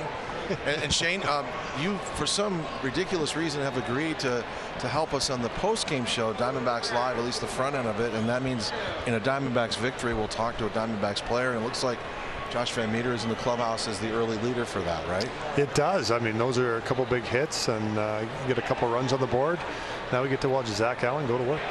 And Steve, yeah, I have to tell you, there's a reason why we go to the Shane Doan card so many times here in our coverage of Diamondbacks baseball over the years. Is it because he once won the Selke Trophy? No. King Clancy, though. Did he win that King Clancy? Yeah. Is because he's the biggest Diamondbacks fan I've met, and he just loves the game so much. I wish you guys could see what is the look on his face when he walks into the booth behind home plate and coming out here in the set. Like the best seats in the house you've experienced it all, haven't you, Shane? It's so much fun. I just love being at the ballpark and watching a game. It's and then to have any type of connection to the players and to the organization, it makes it that much more special. It's just fun being a fan. Bob, can you imagine having Shane around like your clubhouse on a day-to-day basis as a leader? Oh, yeah, I can imagine that. Yeah, absolutely. He was the leader of our neighborhood when we lived in the same area. Oh, are you still mad about the full-size candy bars? Yes, I am. Shane, this is an issue. It's become it's sort of festered now, and he's writhing with anger right now. You know the little snack candy bars that people usually give away at Halloween? Well, Shane told everybody in the neighborhood I was giving out full-size candy bars, so I have to do it now. You know? It was amazing. My kids were so excited though, Bob. It made the whole week. Wait a minute. Kids. That's why he had to move. And then I ate it all. He still show up at his house looking for candy. That's called advanced scouting, though, right, Shane? It is. It is. That's good. That's why he's the captain. See? Now, I did, as a strikeout, by the way, and is that guy on your fantasy team, too? He is. I got belly on my team. I've had him for a few years. This is a really bad trend. So now Max Scherzer and Trey Turner on one of your fantasy teams. And I said in the pregame show, and here's a look at the strikeouts, Steve, but I think Shane is a symbol and a gesture to Diamondback fans. You need to just release Scherzer and Turner from your team. Well, the Scherzer's on because he was a Diamondback. Belly's on because he grew up in Arizona. Yeah, okay. Okay, Turner I might have to release. All right, so we've made some progress. Shane, it's great to have you. And as always, it's just great to have you at the ballpark, but even more so today for helping us out. We sure appreciate it. Oh, thanks, guys. This is the best. See you in the postgame show with the Chief Hockey Development Officer, and that's Josh Jones' dad. Steve, thanks. That's pretty cool, by the way. How awesome is that? How awesome is that? Billy McKinney now, our thanks to Shane Doan, Todd Walsh. Zach Gallen now 7 strikeouts. He's retired 8 consecutive Dodgers. And McKinney has their only hit. 2 quick outs in the 5th. Boy, Gallen, Bob, has been. It's funny. I think you're absolutely right about that curveball he threw to Max Muncy to strike him out in the 3rd inning, because after that he has really settled down. He labored a lot. Didn't appear real sharp. 23 pitches in the 1st, 21 in the 2nd, but 14 in the 3rd, coming off a 6-pitch 4th and 2 quick outs here in the 5th. Yeah, it really turned around for him. He had 3 ball counts, 3 ball counts in the first 2 innings of this game. He hasn't had another one since. He only had 1 at bat where he got an out on 3 pitches or fewer. He's had 4 in the last 2 innings. Giving up only 1 hit, the McKinney infield single, walked 1, struck out 7. Zach McKinstry will come off the bench now and bat for the pitcher Gonzalez. So it's our worst nightmare come true. McKinney and McKinstry batting back to back. Zach McKinstry, 219 and 7 home runs. He homered against the Diamondbacks back on the 10th of this month. That was the 22-1 game.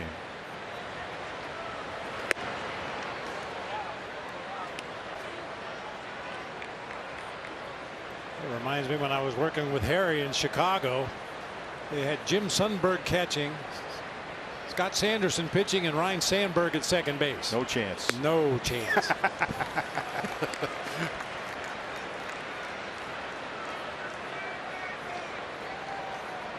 So there it is. Yeah. McKinney and McKinstry.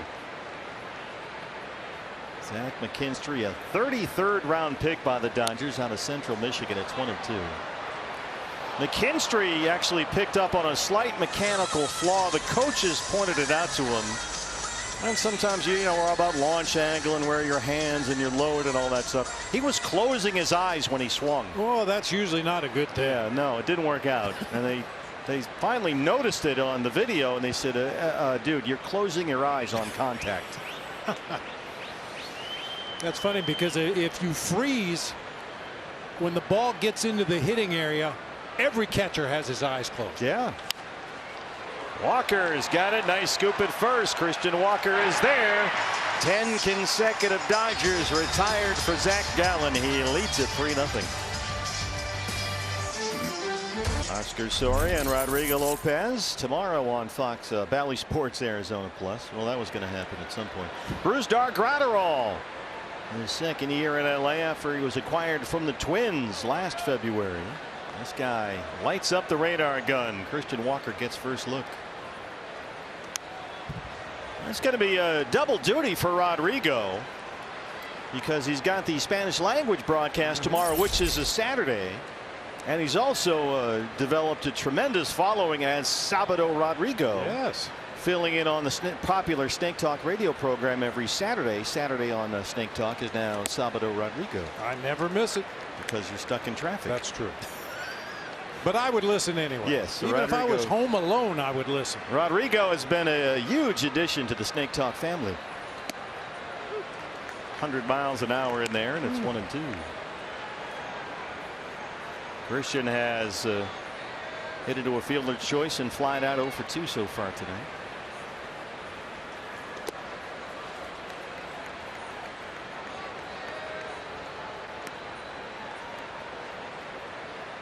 Was that Gallen? 14 pitches in the third, 6 pitches in the fourth. Just got 3 outs on 11 pitches in the fifth. Gallen threw 5 at 75. That's down the line. Walker's on the move. McKinney chases it down. Christian is in, standing up. It's a double to lead off the fifth.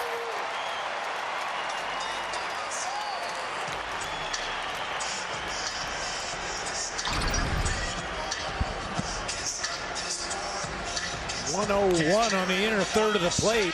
Kind of an inside-out defensive swing that time from Christian Walker, but produces a slicing line drive down that right field line for a leadoff double. Diamondbacks got a leadoff walk in the second by Carson Kelly. He scored. A leadoff single by Nick Ahmed in the fourth. He scored. Now Walker starts off the fifth with a double ahead of Carson, who's 0 for 1. Carson back today from the injured list, out since June 19th. When he suffered a fractured right wrist hit by a pitch from the Dodgers' Walker Buehler.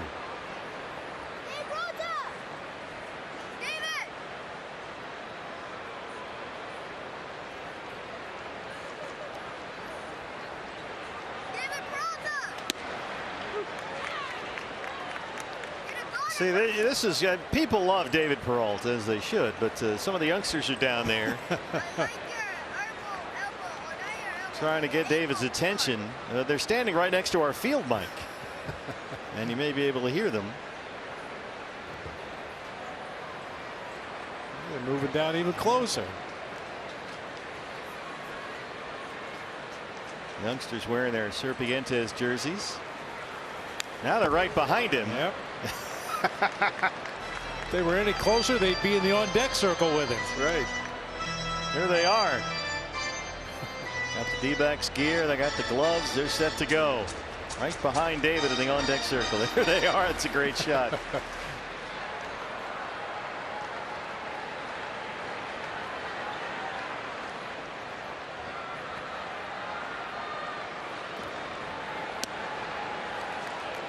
Doesn't bite on that slider. 2-2 on Carson Kelly.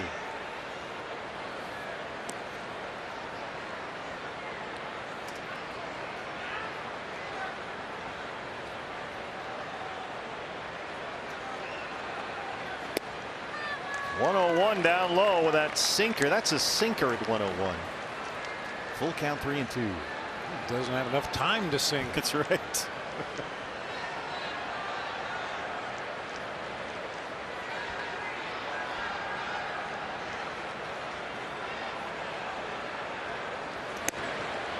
Missed away at 100. A double and a walk open up the Diamondbacks' fifth inning, and now here is David Peralta. Walked and scored in the second.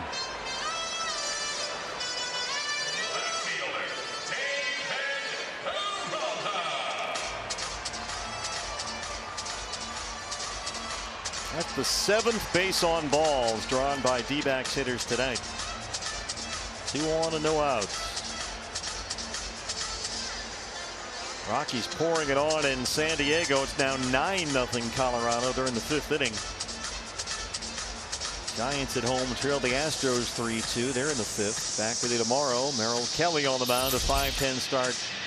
Game 2 against the Dodgers. Here is David. 2 on, nobody out. Now, what's left of the Nationals beat what's left of the Cubs today 4-3. Not a lot. Walker at second, Carson Kelly at first. Christian Walker, the third leadoff batter to reach base in this ball game. The first two scored.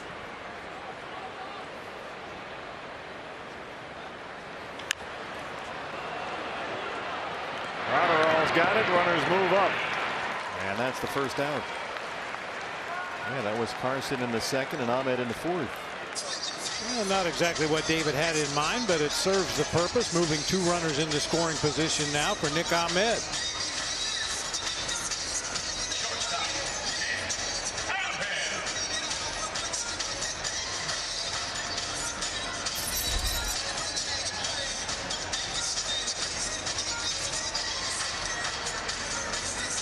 And the Reds beat the Mets today 6-2. Joey Votto homered in his 7th straight game. How about that? And that has kind of come out of nowhere. He's had 11 home runs in 25 July games. He had 11 all season last year in 54 games. Well, I remember he did say 2 years ago he was going to start to try to hit home runs. Infield comes in for a leg. Graterol almost throws his sinker to the backstop. He's thrown 13 pitches, and just like Tony Gonsolin to start the game, more balls than strikes. Gonsolin walked 5 in 1 2/3 and had to come out.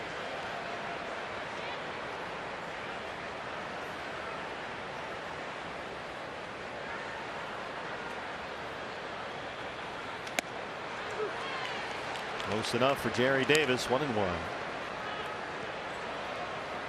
Nick singled and scored his last time up. In his previous 10 games, he's batting over .330, so he's been very productive up there as of late. Base hit here can make it 5-0.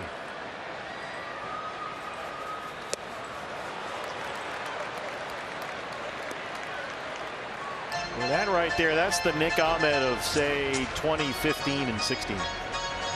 Chasing those sliders down and away.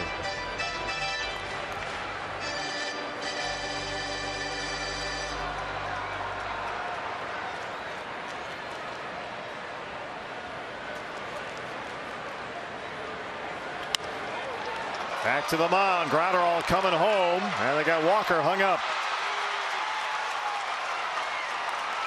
Well, Graterol made a nice play to get up there and get it. Seemed like it might bounce over the mound and get a run in. Instead, they cut down Walker at the plate.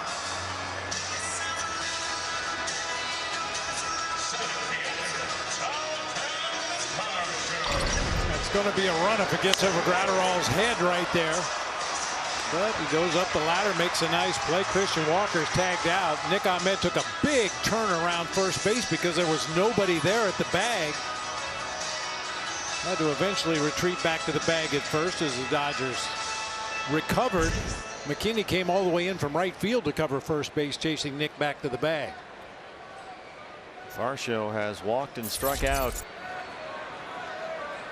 They're on the corners with 2 outs.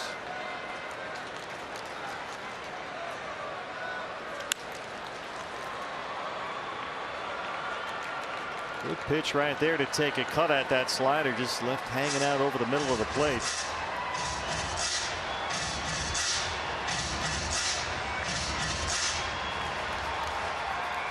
Carson Kelly at third now. Nick Ahmed at first with 2 down.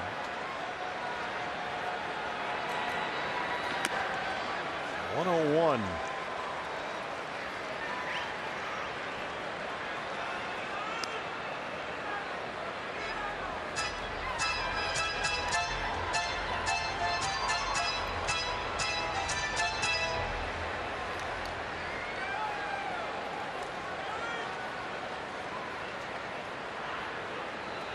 Rusdol Graterol acquired from Minnesota in the Kenta Maeda deal a couple of years ago. Dodgers got Luke Raley in that trade with the Twins as well. Raley's on their bench tonight.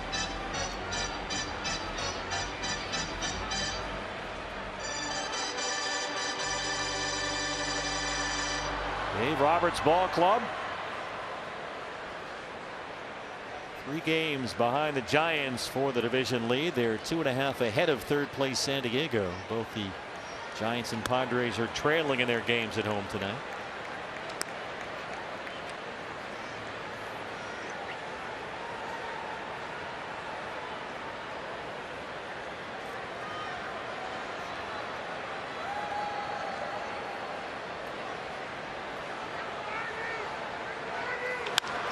Varsho sends it to McKinney in right, and he's right there.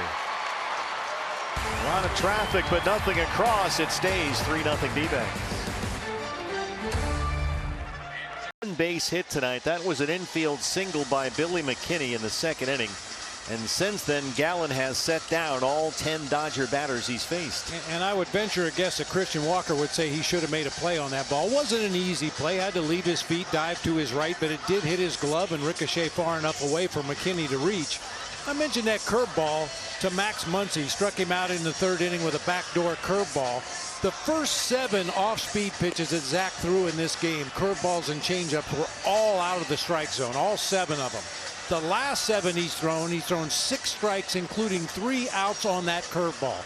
I really think it all goes back to that one pitch where he found a good release point on that curve, and that curveball and changeup have been really effective since then. Numbers back it up. He labored through a 23-pitch first, then 21 pitches in the second. Figured it out in that third. 14 pitches, then 6 in the fourth, coming off an 11-pitch fifth. He's retired 10 straight, and Chris Taylor leads off the 6th. Taylor has struck out twice, 0 for 2. D-backs with a 3-0 lead. Josh Van Meter. A 2-out, 2-run double in the second. As Drupal Cabrera, a 2-out RBI single in the fourth.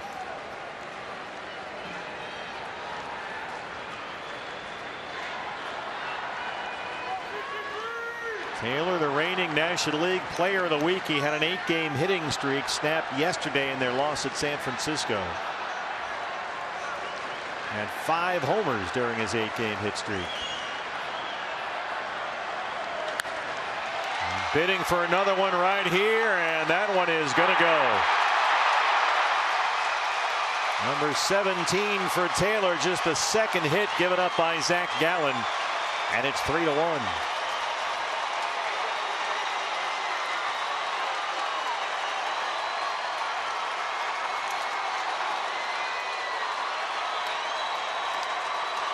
That's what we had hoped to avoid tonight, keeping the Dodger fans out of the ball game. They've been relatively quiet up until this point. That's that cutter slider hybrid that just stayed right in the middle of the plate for Chris Taylor. Catches it out in front. A high drive to left field. Taylor and Pollock have been the 2 hot bats in this lineup. Muncy's walked and struck out.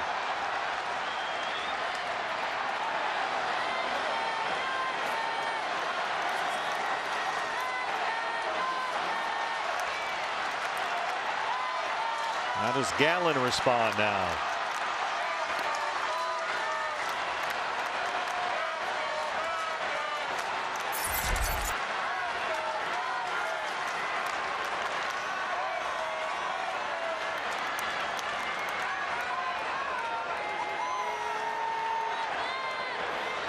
Three infielders on the first base side against Muncy. Fastball is a strike, 2-1.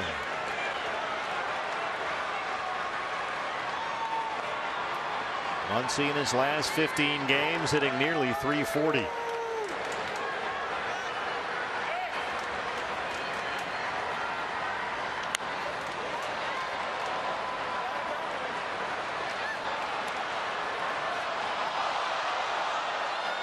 .80 pitches for Zach Gallen, 50 strikes. 1 walk, 7 strikeouts. He's given up only 2 hits.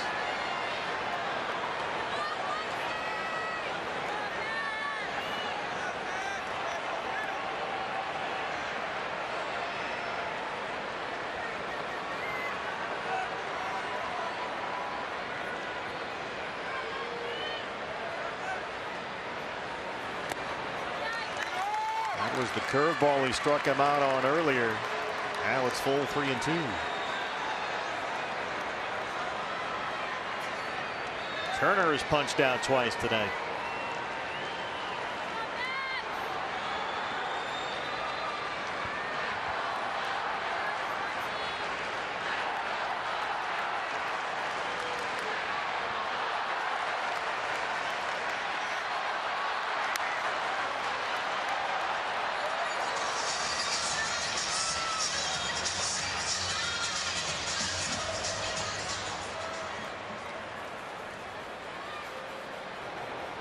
Bullpen's been busy all night for LA.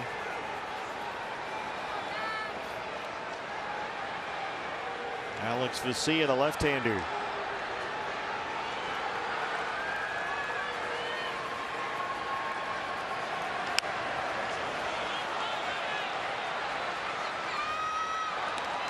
He's coming at Muncy with fastballs here, but Muncy keeps staying alive.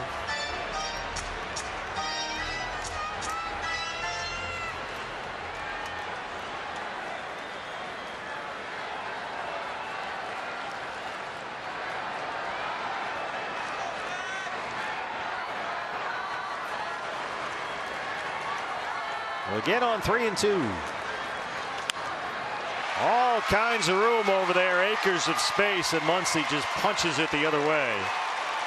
A home run and a single open up the LA sixth. Well, Zach really stubborn with the fastball there to Muncy as he got deeper into the count. Just kept pounding away with heaters, and Muncy just punched it through that left side. 94 up and away from the left-handed hitter. Leads with his hands, takes advantage of that vacated left side. And keep in mind, as they shake it at the pitcher's mound, Diamondbacks had to put several players on the injured list today. They had a COVID situation as Noe Ramirez and Stuart Fairchild have tested positive for COVID. Both are symptomatic.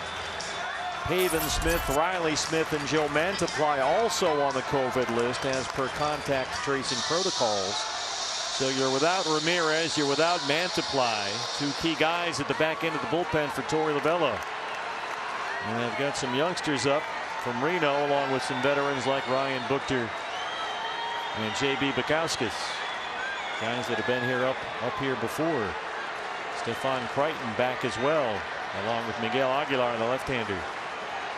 So it's a very different looking bullpen tonight, especially after the trade of Joakim Soria to the Blue Jays earlier today. Here's Turner.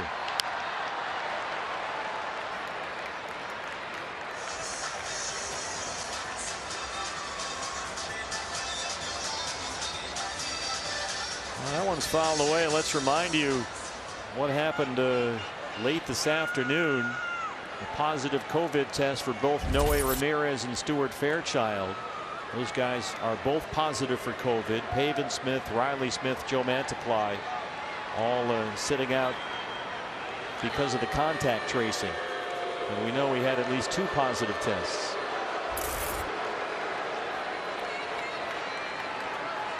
And they'll continue a very rigorous testing process, try to get those other 3 guys back. 1-1 on Turner.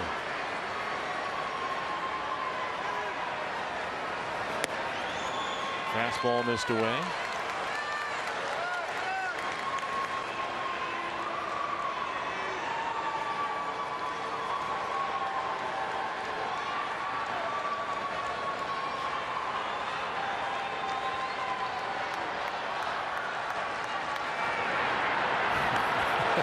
Muncy not even off the base. It's funny because Zach Gallen has 1 pickoff in over 207 innings pitched in the major leagues, and that was when the runner broke for second base and was actually caught stealing, so it wasn't officially ruled a pickoff. That was the one time it worked. That was back in August of 2019 against the Rockies. Turner's got a base hit the other way. 3 consecutive hits open up the Dodgers' 6th inning, and Gallen's on the ropes. Corey Seager, the hitter. Well, the Dodgers offensively are very much a momentum-oriented team, and once they get that first one, they just seem to come in bunches. Not a bad pitch, curveball down at the bottom of the strike zone. Turner, who likes to pull the ball in the air to left field, just stays right on it, and he, much like Max Muncy, shoots it through that vacated side. And Herges to the mound. Torey Lovullo on the phone. 3rd time through the order. Very different story for Gallen, who had retired 10 consecutive batters before the Taylor homer. Muncy and Turner have followed with singles.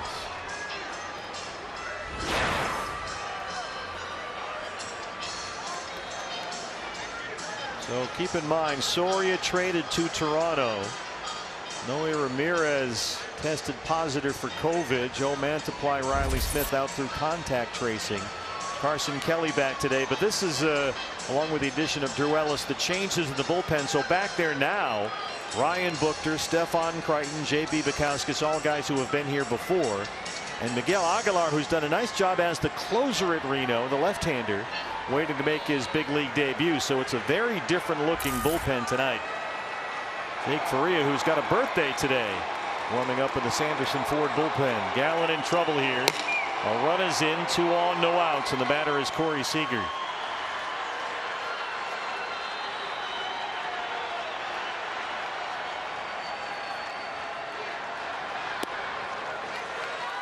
Curveball lays off, 1-0. Seager back for the first time since May 15th. He's been out for 2.5 months with a fractured right hand. Hit by a pitch in the middle of May. Muncy at second base, Turner's at first. 3 defenders on the first base side for the D-backs.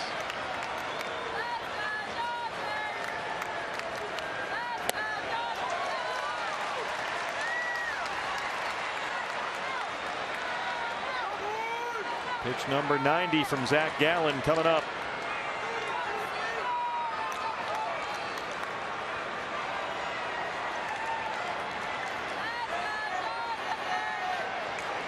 Zach in his start at Chicago last week, 84 pitches in 4. He's already past that point here tonight.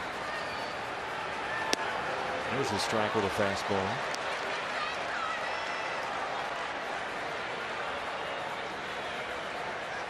Zach working his way through this Dodger lineup for the 3rd time, and not unlike every other pitcher in the major leagues, with each time through the order the average creeps up a little bit. 205 the first plate appearance against him, 241 the second, and it jumps up to 300 in the 3rd plate appearance of a game. They try to change up, and Seager belts it into center. They'll stop Muncy, and the Dodgers, already with a run home, have the bases full and no outs. And Gallen's about to turn into a pumpkin right here.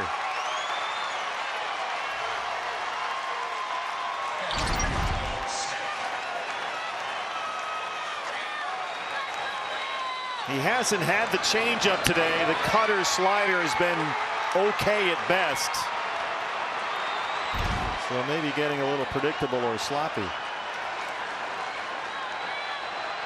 We're going to stick with Gallen for Will Smith. 0 for 2. He's flying out to center twice.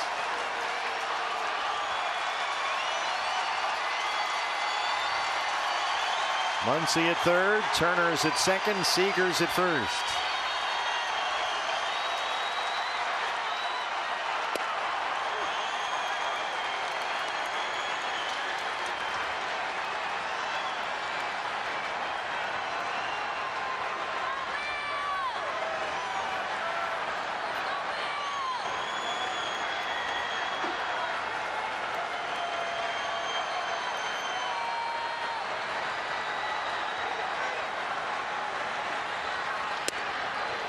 Another fastball, another strike, and it's 0-2. Pollock is on deck, and he has been white hot lately. For the Dodgers, this is their 152nd plate appearance with the bases loaded. That's by far the most in the major leagues, and they've hit 347 in this situation this season. Smith has got 4 homers in his last 9 games.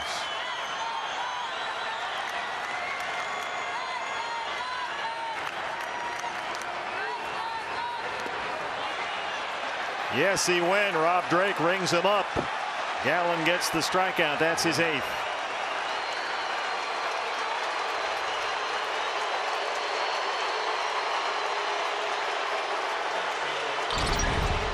Dave Roberts is not happy. Ooh, and he's got reason to be. Yeah. He is barking down there at Jerry Davis. So Pollock is the hitter now. They'll stick with Gallen. He's 0 for 2 tonight, but takes an 8-game hitting streak into this one. He's hit safely in 16 of his last 17. During that stretch, AJ is batting .435. He's had a huge month.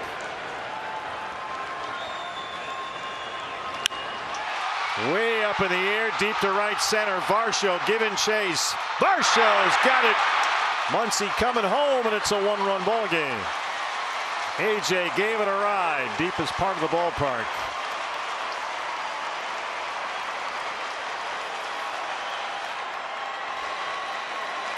I think AJ may have thought that it made a difference that this was headed for a grand slam. Watch Pollock. He's hit a lot of balls well to straightaway center field. He drops the bat as if he hit a grand slam right there, but a sac fly will drive home one run. Second out in the inning. Now it's Bellinger. Can Gallen survive this with the lead? Bellinger 0 for 2.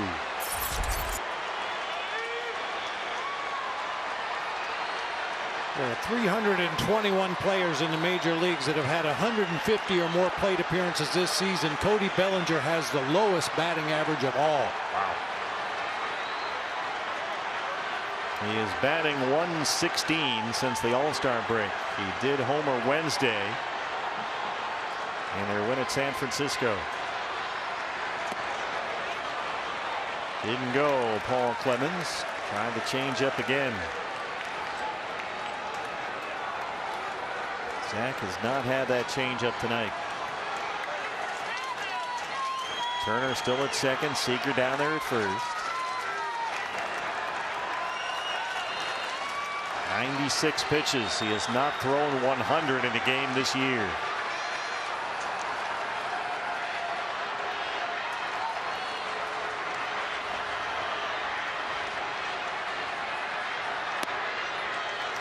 Oh. That was right there. Didn't get the call from Jerry Davis, and it's 2-0. That's a good pitch. I think the fact Carson Kelly is outside and has to reach all the way back across the plate kind of fooled Jerry Davis that time. That's a good pitch. Zach missed his spot and missed it badly.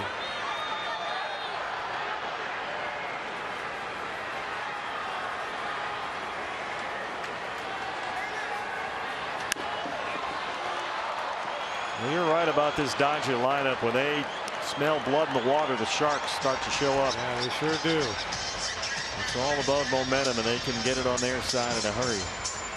Gallen have shut them down through 5. Only one hit for LA through the first 5 innings, an infield single.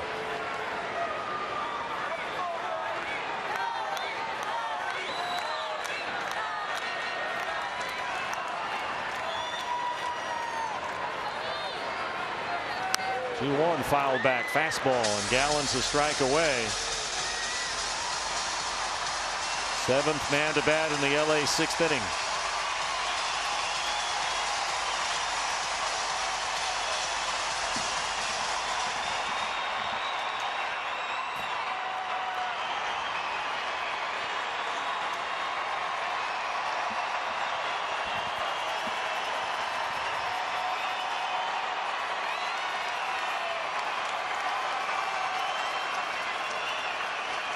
Taylor got it started with that home run.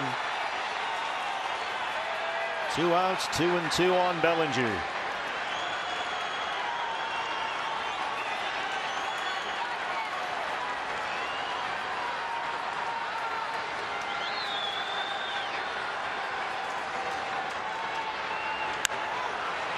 Popped it up behind shortstop. Cabrera calling for it. Peralta comes in and collects it. And Gallen will survive with the lead. LA gets 2. It's 3-2 D-backs. Second round pick by the Diamondbacks in 2017 out of the University of Louisville. His first major league plate appearance. His numbers at Reno this year: 286 and 13 home runs. And he gets to face a guy that throws a 101-mile-an-hour sinker. Welcome to the big leagues. Go get him, kid.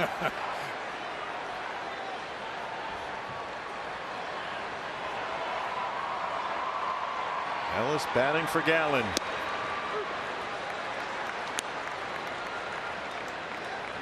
.6'3", 205, 25 years old. Drew Ellis been playing third base at Reno this season.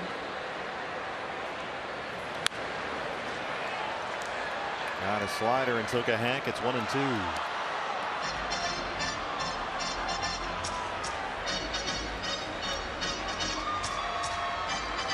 Drew Ellis out of Jeffersonville, Indiana. Played his college ball in Louisville, where he was a teammate of the catcher behind him. Hey, Drew Ellis has got a knock in his first big league at bat. Welcome to the big leagues. There it is. Let's make that our Chaz Roberts air conditioning and plumbing cool play of the game.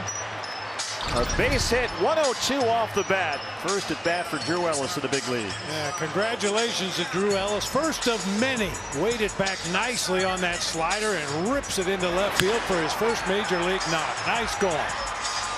Got 52 RBIs in 65 games at Reno. So he's had a nice season down there, and he's knocked Gratterall out of the ball game. D-backs lead the Dodgers 3-2. Way to go, Drew Ellis. Back after this. Presented by Gila River Hotels and Casinos. Get your tickets. Check it out. dbacks.com/fireworks. Alaska USA Federal Credit Union pitching change. Left-hander Alex Vesia acquired in a trade with the Marlins this spring. Faces Josh Van Meter. Van Meter sends it to right center. And Ellis is on the move. Tony Parashika going to send him home. Here's the throw. He's in there. Second RBI double tonight for Josh Van Meter. And they get a run right back. Well, Van Meter doubled home 2 in the second. Gets one more in the 6th. It's a first pitch fastball out over the plate where he can extend his arms and handle that ball. Drives it to that gap in right center. Drew Ellis with a good read at first base. He's off and running. Tony Parashika never slowed down, pumping that arm, waving him around third base. The relay to the plate is late. Big day for Drew Ellis. Van Meter's knocked in 3. Diamondbacks answer right back. It's 4-2 now. Still nobody out. Here's Asdrubal Cabrera, who had an RBI single his last time up.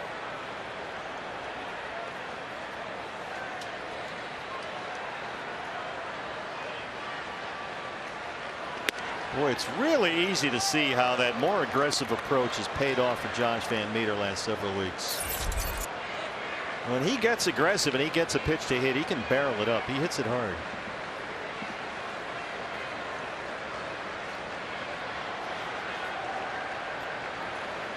Asdrubal has walked in single tonight. Similar infield alignment the last time he was up there. He kind of reached down and poked one through the vacated area with the overshift on that third base side, and they're lined up the same way right now. He's got the same amount of room over there right next to the second base umpire, Greg Gibson.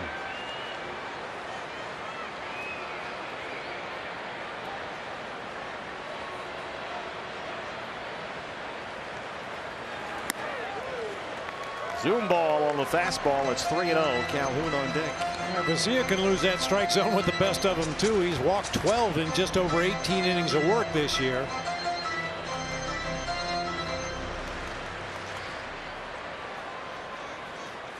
It seems like those games where the Diamondbacks have these kind of at-bats where they work deep counts, take the base on balls. If they don't get anything to hit, they usually lead to building innings, cashing in runs, playing downhill baseball, all that good stuff.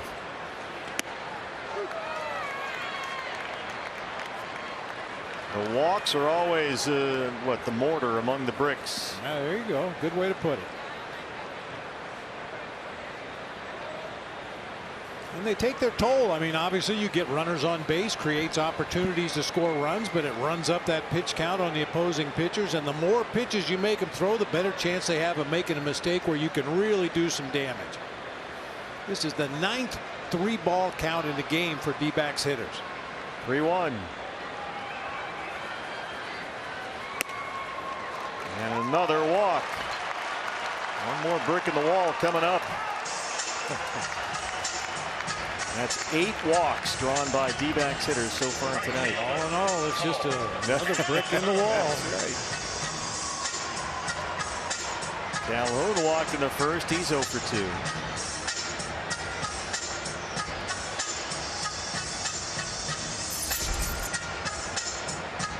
see the fourth different reliever used already by Dave Roberts tonight. His starter, Tony Gonsolin, could not throw a strike. He walked 5 in 1 2/3 and didn't survive the second.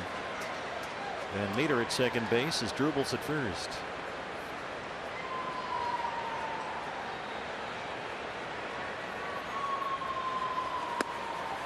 Fastball is up. It's ball 1.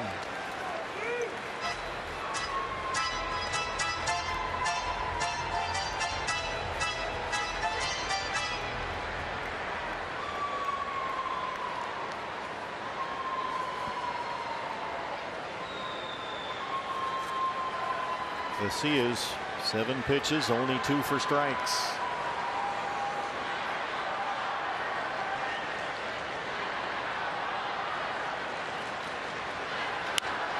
Calhoun shoots one toward the right field corner. McKinney makes a beautiful running grab. Van Meter has to hustle back to second to tag, and he's in at third. That looked for sure like it would get down in that corner. But Billy McKinney made a terrific play. What a play by Billy McKinney. I thought sure that ball was going to get down for extra bases. Cole goes down and golfs that slider toward the right field corner. Oh, man. Full extension right there by McKinney at the very last instant. Right up in the webbing of the glove. As Drubel Cabrera was almost all the way to second base. McKinney just wheels around and fires the ball back toward the infield. Had he thrown to first, they may have been able to double off Cabrera. Saved at least 1 and likely 2 runs right there. Christian Walker now 1 out, first and third. Right side of the infield wide open. Changeup missed away.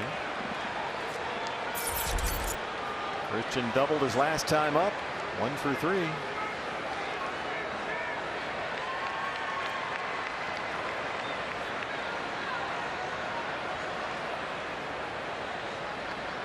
Diamondbacks 4 runs, 6 hits. They have left 7 runners on base. There's another high fastball. Dodgers 2 runs, 5 hits. They've left 5. I've lost track of how many times we've seen this from Christian Walker. Yeah, balls up or up and in. Wants to swing at him, tries to check. Well, we've seen that dozens of times this season. It's like he's stuck in a revolving door. Like Buddy the Elf. 1-1. In the air, deep to center. Bellinger's on the track. Van Meter's coming home. RBI for Walker, and make it 5-2.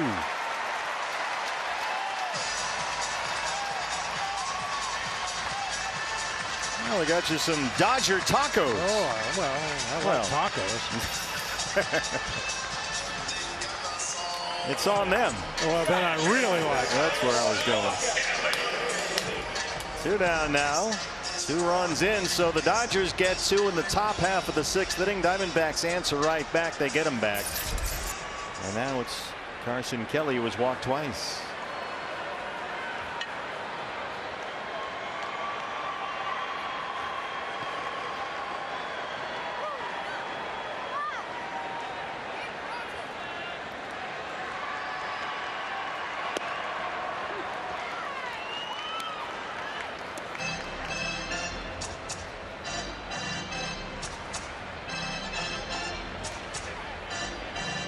Funny you're talking about the walks. 1, 2, 3, 4, 5, 6, 7, 8 walks. Only 2 have scored so far, but it's what those walks lead to as they build the innings that's really helped give the D-backs this 5-2 lead. When the 2 walks to lead off the second against Gonsolin both scored. But that walk to Cabrera in the 6th inning helped set up that sac fly to add a run. Dodgers burning through their bullpen tonight. 2 more games to play this weekend. Pretty good changeup right there. 1-2.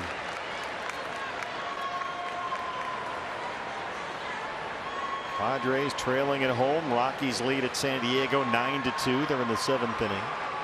And the Giants at home trail the Astros 7-3. That's in the 6th. Of all top 3 teams in the NL West behind so far tonight.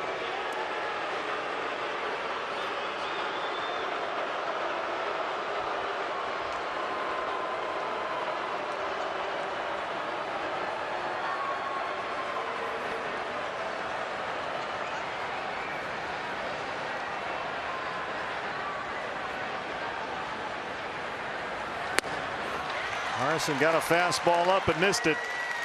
Diamondbacks get 2. They answer back and take a 5-2 lead. 6 with a 3-2 lead. D-backs have tacked on 2 more. Now here's the birthday boy, our Alaska USA Federal Credit Union. Call to the bullpen. The right-hander Jake Faria turns 28 today. Happy birthday, Jake. Now go get him. Happy birthday, Jake. Also, happy birthday to our director, Brian Moss, celebrating a birthday today. Brian Moss. Yeah. Doesn't ring a bell. Yeah, well, I just read what's put in front of me. We're just kidding. Billy McKinney will lead off the 7th inning. See, that's the beauty. There's nothing he can do, right? No, not really. He just has to take the abuse. And Killamike in 3-2-1. Well, Brian Moss also shares a birthday with Hall of Famer Casey Stengel. That's funny because he often makes about as much sense as Casey Stengel in the headset. Yeah, on this day in 1960, it was obviously Casey Stengel's birthday. They had a big day for him at Yankee Stadium. And he was asked about being 70 years old at the time, celebrating his birthday in 1960. And Casey was quoted as saying, "Most people my age are dead at the present time."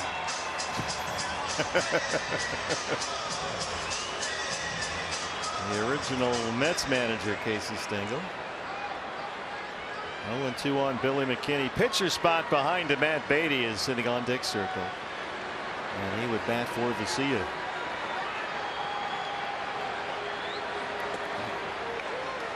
Jake Faria last worked Sunday in Chicago. Came on to start the 7th inning against the Cubs. Really struggled with his control in that appearance. He walked the first 2 batters he faced, then gave up a hit to load the bases. Got a couple of guys out, but got off to a bit of a shaky start there.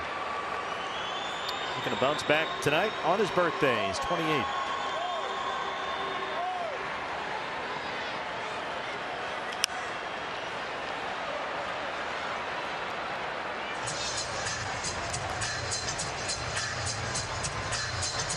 Billy McKinney, the right fielder tonight. Dodgers are still without Mookie Betts, who's been out with right hip inflammation.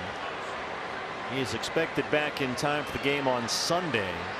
There's Beatty set to bat for the pitcher. McKinney playing with his 3rd different team this year. Started out with Milwaukee, went to the Mets, and now is in LA.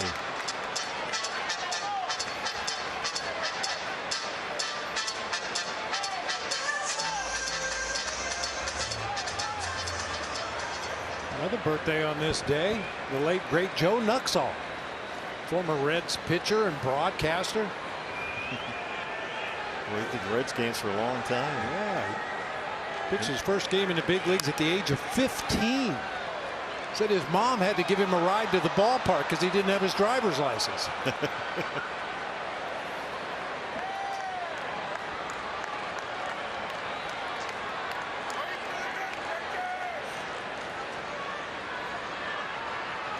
I remember Joe Nuxhall was doing a Reds game, listening to it on the radio, and the guy asked him during a mound visit, "Well, what are they going to tell the pitcher out here, Joe?" And he said, "Well, he's going to go out there and just say 3 words: get the ball over." Boy, McKinney, his 2nd hit tonight, leadoff single. And now Beatty gets a chance.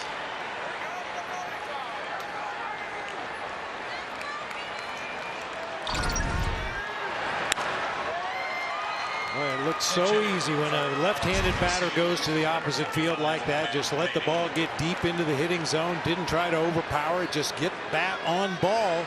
Hit it that direction. Well, McKinney made that terrific running catch in the corner. He's 2 for 3 at the plate. 80 bats for the pitcher. 245 and 4 home runs.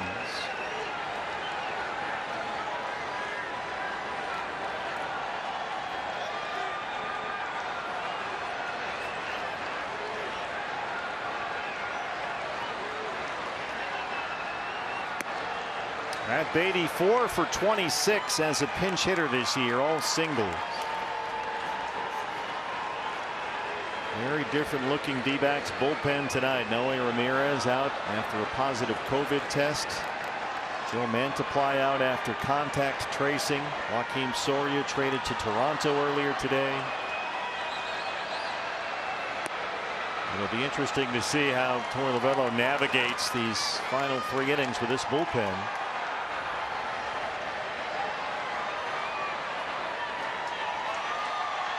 They brought several guys back. Stefan Crichton, J.B. Bukowskis, Ryan Buchter, all back there tonight. Correa behind 2-0. Now it's 3-0. This is the way things started for him against the Cubs.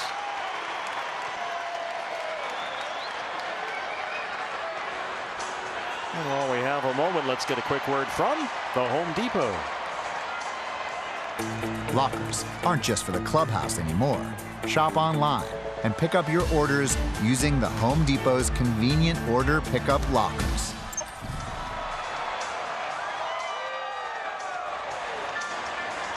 Well, Jake, so far 10 pitches, only half for strikes.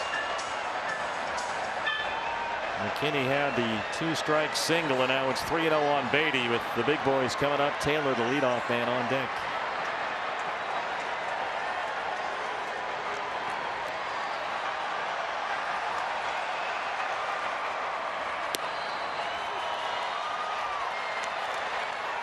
Sanderson Ford bullpen. There he is, the little lefty, Miguel Aguilar. 29 years old, waiting to make his major league debut. 15 saves at Reno this year.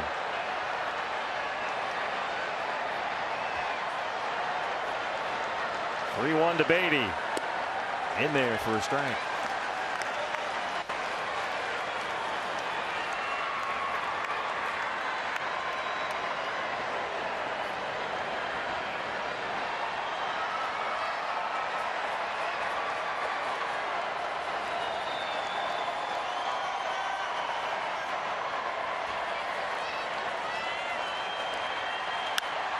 All kinds of room over there. Beatty just chops it into left. 2 singles open up the LA 7th. Remember, they started the 6th inning with 4 consecutive hits. Led by the Taylor home run, and now Taylor steps in. And you look back to that 6th inning, and a couple of base hits that the Dodgers got in that inning came to the opposite field. Max Muncy and Justin Turner both punching balls away from the defensive shift. I mean, it's just a freebie. You're trying to come back and build another inning, down now 5-2. There's an easy base runner just wide open for you. Matt Herges out there now. Taylor has struck out twice and homered. You know, you talk about the Diamondbacks bullpen now and how Torrey's going to use guys and what roles they're going to find themselves in. I think we maybe saw a little bit of a preview the other day in Texas when Soria pitched the 8th and Tyler Clippard pitched the 9th inning. Perhaps the Diamondbacks knew something was cooking with Soria at that particular time and wanted to see Tyler Clippard in the closer role. I'm a little surprised, actually. I don't know if they had an opportunity to trade Tyler Clippard. Not that we want to see him go or anything, but I thought he would be an attractive trade piece for somebody. Look at the strength in their bullpen. Here is Taylor. Aguilar warming up with the bullpen. He's got the lefty Muncy on deck. Faria facing his 3rd batter here. Taylor's home run in the 6th, his 17th of the year. 2 on and nobody out. D-backs hanging on to a 5-2 lead.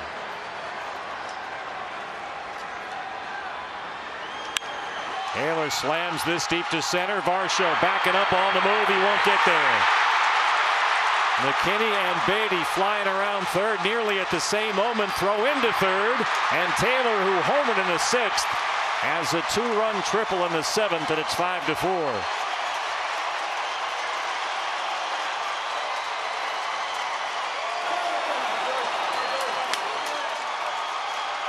Hit that to the very deepest part of the park. Another ball hit to the opposite field. This one driven just to the right of straightaway center field. Even with Dalton Varsho's tremendous speed, he can't catch up to that one. Takes kind of a funny hop off the angle out there on the padding, allowing Taylor to move into third base. Where McKinney held up momentarily, and Matt Beatty almost ran him over coming around third. They were back to back there. So Muncy is the batter. Aguilar coming in for his major league debut. Back in a moment. It's the tying run in the 7th inning. Nobody out. And here is Miguel Aguilar throwing right into the deep end of the pool in his major league debut with the Alaska USA Federal Credit Union. 29-year-old left-hander turns 30 in September. 15 saves this year for the Reno Aces in AAA. Yeah, led all AAA in those 15 saves, with those 15 saves. How about this? The Dodgers, through 5 innings of this ball game, had 1 infield single. Yeah, Gallen shut them down, and then things got shaky in the 6th, and they've stayed that way. Punch and counter punch. Muncy has walked, singled, and scored. 1 for 2 tonight. Aguilar, a long career in his native Mexico. He's worked his way through the D-backs minor league system as something of a lefty specialist. Signed back in the summer of 2016.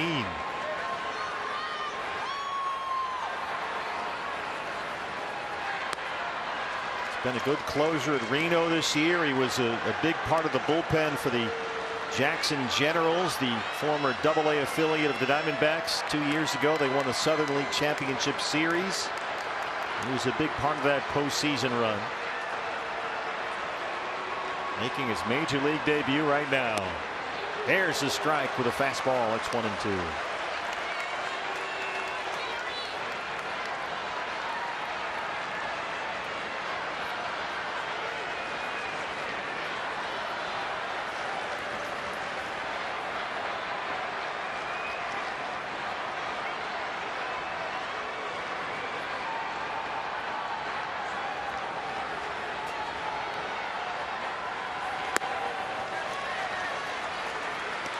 Aguilar had a pretty good mentor growing up. Fernando Valenzuela grew up in a town very close to where Aguilar grew up and mentored him on Team Mexico back in 2017. He's an easy guy to root for, Aguilar. He's been through a lot.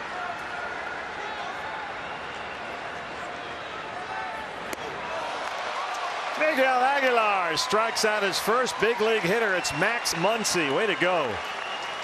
Well, it's a good night so far for big league debuts. Speeded Muncy up with that big fastball at 92 and then slows him down with a big sweeping slider that time at 81. Starts inside, ends up outside. Congratulations.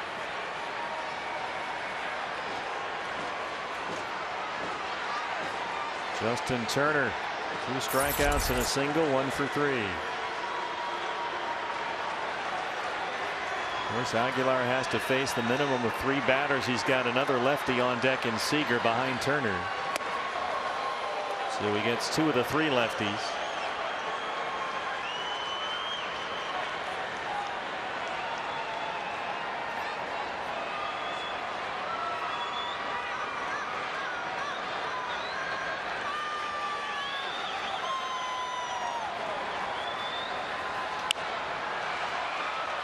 Along the right field line and just foul. Ooh, no chance for Cole Calhoun to get there. It just wasn't hit high enough in the air for anybody to get to the spot that time. He just hoped it went foul. Rob Drake, the first base umpire, was right there. A few inches foul that time.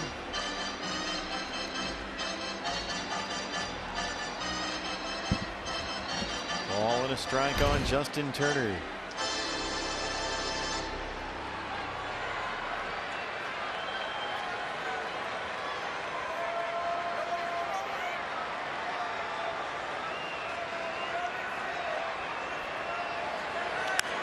Popped him up. Walker near the Dodger dugout. Christian has got it. 2 outs for Aguilar. Now can he get Seager? Tell you what, if this guy can come into this situation in his major league debut facing these batters with the tying run 90 feet away, nobody out, pretty impressive. One more to go.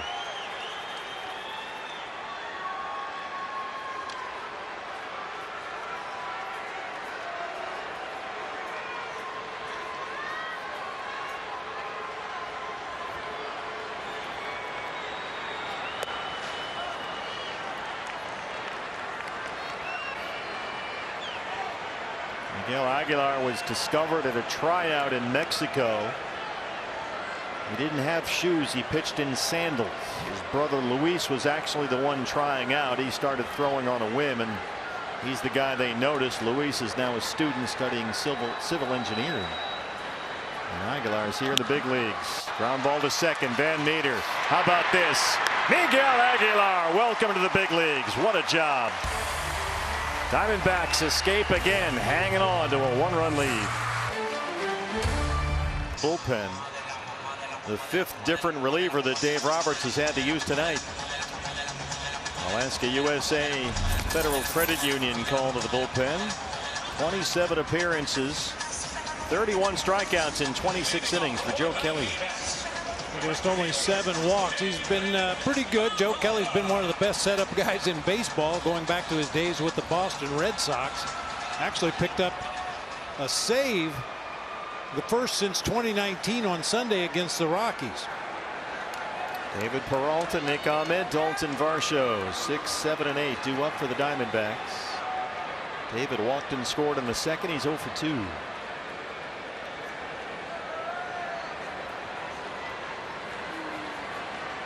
Five, 6, and 1 for the D-backs. 4, 8, and 0 for the Dodgers.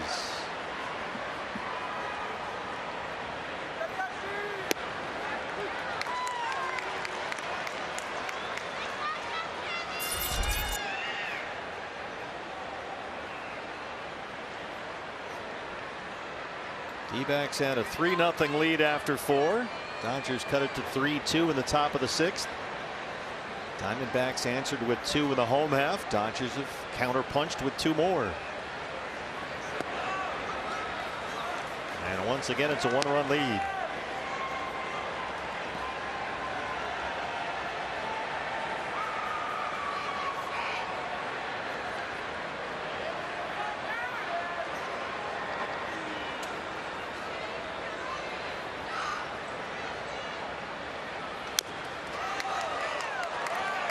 Another hard curveball from Kelly. 1 ball and 2 strikes.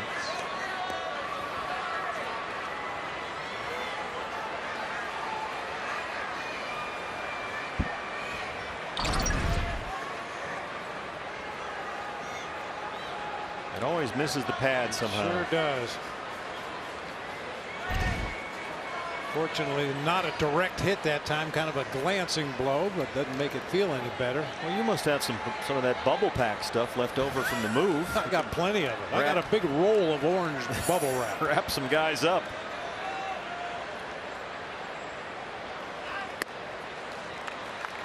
You saw Kelly with a little hesitation there in his delivery. He'll do that from time to time. He'll quick pitch. He'll give the double dipsy do with that front leg before delivering the ball.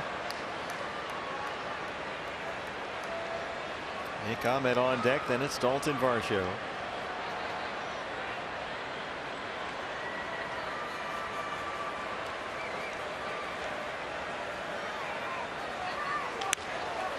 Chop to first, right to Muncy.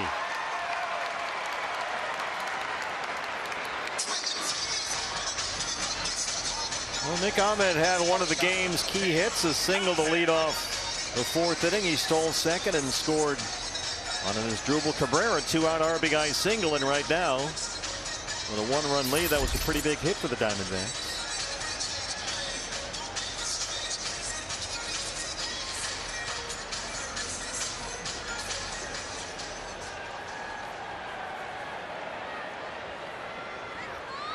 How about that major league debut for that guy? Miguel Aguilar, 3 huge outs with a tying run at 3rd.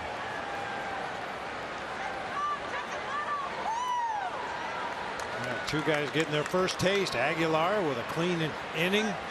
The runner at third base stranded him out there. Drew Ellis, first at bat, gets a base hit and scores. Ellis singled to lead off the sixth. Gordon Van Meter's RBI double. Van Meter is knocked in 3-5. There's Drew Ellis. Now officially a big leaguer. He's in the books with a base hit. He's 1 for 1. Batting 1,000. He's trying to think of the order of phone calls he's going to make after the ball game, or he's going to receive after the ball game. Turner back at third, has to come in, makes a nice play. 2 outs in the 7th. Don't forget to save the date for Hispanic Heritage Weekend here at Chase Field. Dodgers will be in town for that one, September 24, 5, and 6. It's presented by Michelob Ultra Pure Gold. First 10,000 fans with us on September 25th. Get this pretty awesome Los D-backs snakehead cap. dbacks.com/Hispanic. Get your tickets. That is an awesome hat. Yeah, I like that logo. 2 outs for Dalton Varsho. 0 for 2 with a walk.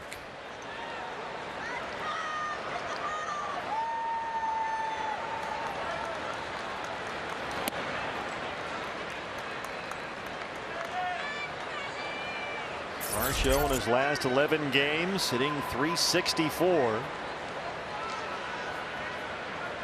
5 homers over that stretch.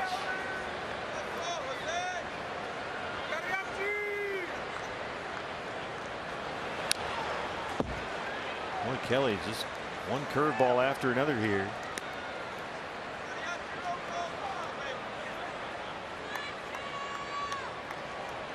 Sanderson Ford bullpen.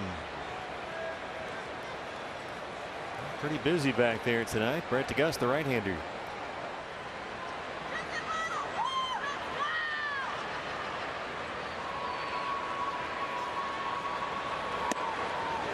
Another curveball for a strike at 1-2.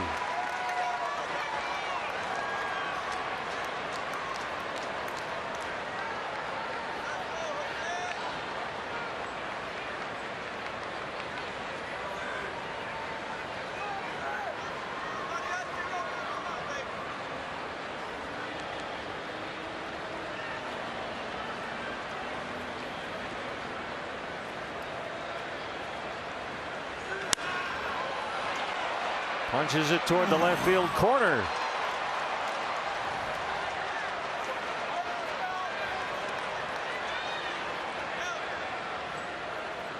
Karen Jenkins has got it. Jumpback's got that one. No worries.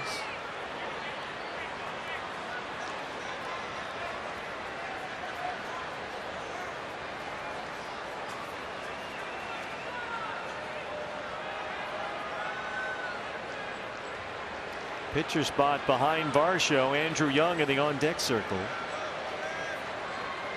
Good bat for Aguilar.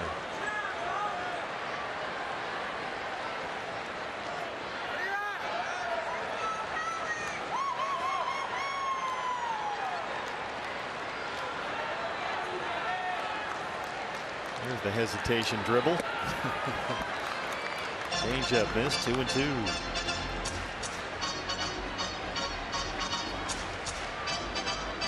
It just seems so odd. I mean, we're used to seeing a lot of Johnny Cueto and all his antics out there on the mound. Most pitchers want to be consistent with their mechanics so they can get their arm in the same position on every pitch, find that good release point. Seems counterintuitive to do stuff like that. There's another one. Varsho 98 upstairs, didn't go, says Paul Clemens, and now he's worked it full 3-2. Let's see if he can get aboard for the smasher on deck.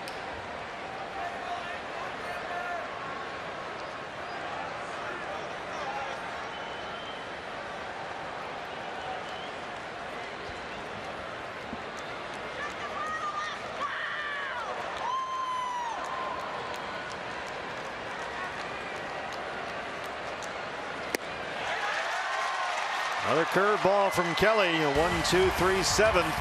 D-backs lead the Dodgers 5-4. Fourth affair. Diamondbacks have had the lead throughout, hanging on to a 1-run lead in the 8th. The new pitcher is the right-hander Brett DeGust, the Alaska USA Federal Credit Union. Called to the bullpen. Brett got a couple of strikeouts and a double play ball in his outing Tuesday in Texas. We'll get Will Smith, A.J. Pollock, Cody Bellinger, 5, 6, and 7 in the LA 8th. You got Miguel Aguilar. What a major league debut for him. 3 big outs with a tying run at third base in a 1-run ball game. 29-year-old rookie in his big league debut. Will Smith 0 for 3. And it wasn't like Aguilar was facing the bottom of the order, a soft landing or anything like that. He comes into the ball game with a runner at third and nobody out. Has to work his way through the 2, 3, 4 hitters in the Dodger lineup. Muncy, Turner, and Seager. He struck out Max Muncy, the first batter he faced in the majors.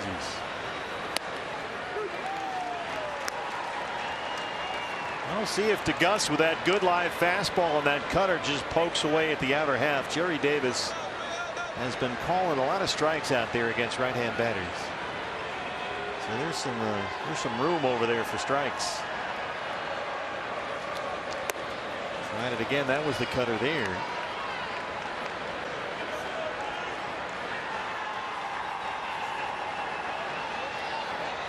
Brent DeGus was originally a Dodger. In fact, he was with LA's summer camp and their alternate side last year. Dodgers made him available in the Rule 5 draft. Texas got him.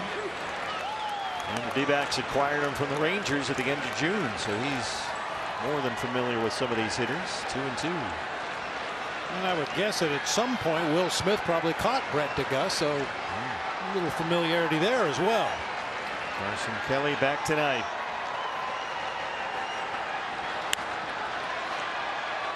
Curveball hook foul. Brent DeGus, originally a 33rd round draft pick out of community college by the Dodgers back in 2017. He's from Pleasanton, California. 23-year-old right-hander.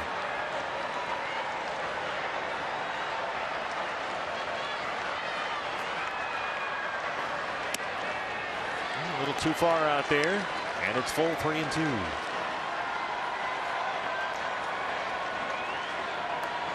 Giants got a lead off. The Dodgers got a leadoff homer from Chris Taylor in the 6th to score. McKinney led off the 7th with a single. He scored. And now here's Will Smith to start off the 8th. And he's aboard with a walk.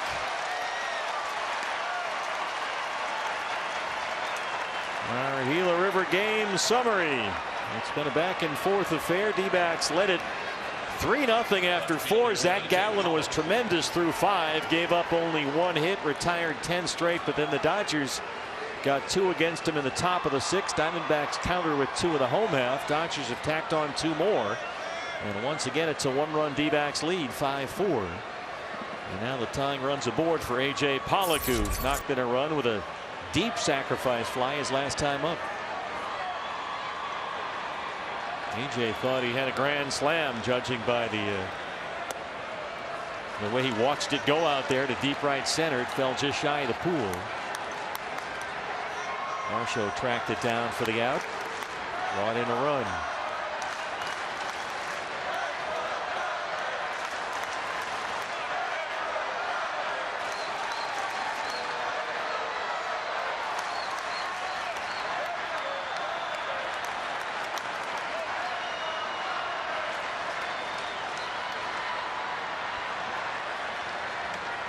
I'll tell you, A.J. Pollock has kind of evolved as a hitter as well since he left the Diamondbacks. Back then he had power to his pull field, but really didn't have a lot of juice to center or right center. That's changed since he's become a member of the Dodgers. He's got another base hit, and once again the Dodgers open up with base runners. A walk to Smith, a single for Pollock, and DeGus puts himself in an immediate jam.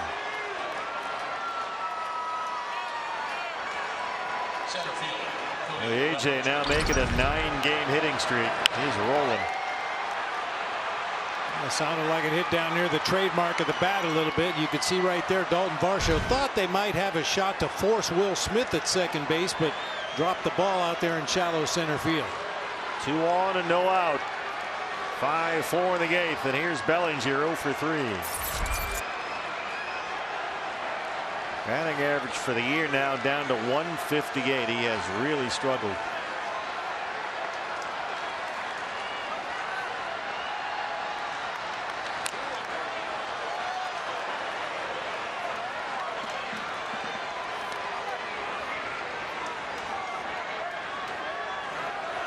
Looks an awful lot like the Cody Bellinger swing he used to take when he was going good. Ooh, a rip.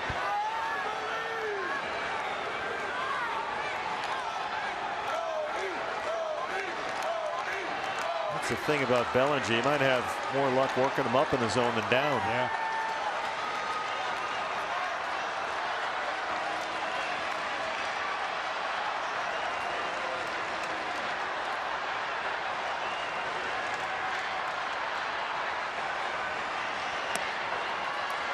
He's trying to get him to hit a sinker for a ground ball, but he's not getting a lot of cooperation. 1-1 now.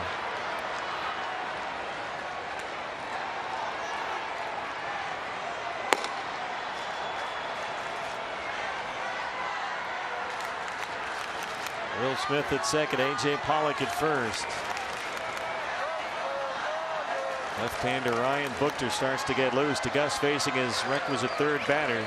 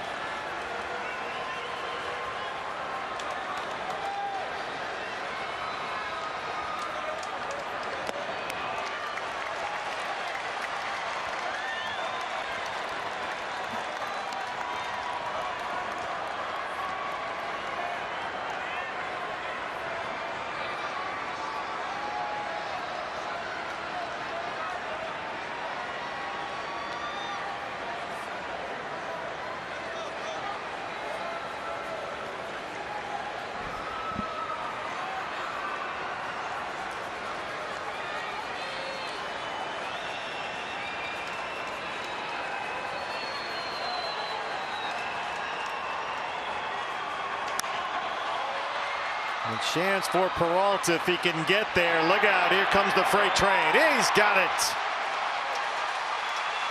And David hustles it back in. A great running catch there by David Peralta. Had to go a long way to get to that one.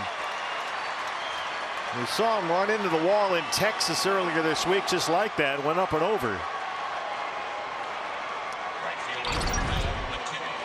Long run to get there, playing over in the gap in left center for the pull hitting Cody Bellinger. Chases it down right at the barrier and then makes a great throw back to third base right there. Will Smith had gone back to tag up and possibly advance to third base, but David bounces off the wall and fires a strike back to third base to hold Smith at second. I think that was actually Wrigley Field where he went up and over on that short wall that you hate so much. Billy McKinney has singled twice and scored, the right fielder. Pujols is on deck, set to bat for the pitcher.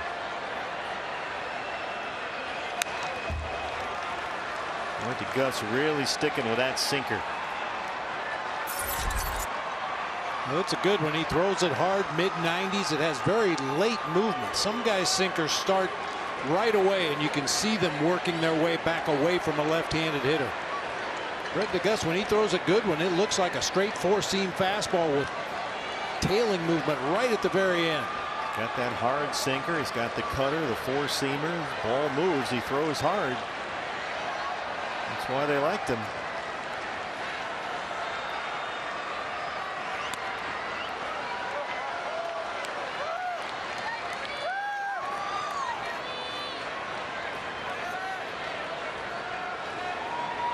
Kenley Jansen.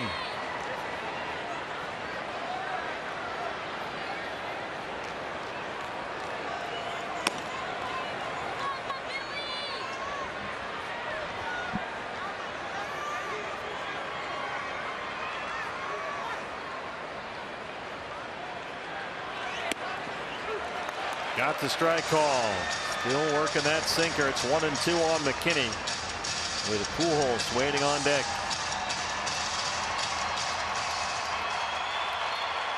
And McKinney got things started for the Dodgers back in that 7th inning with a leadoff single to the left side.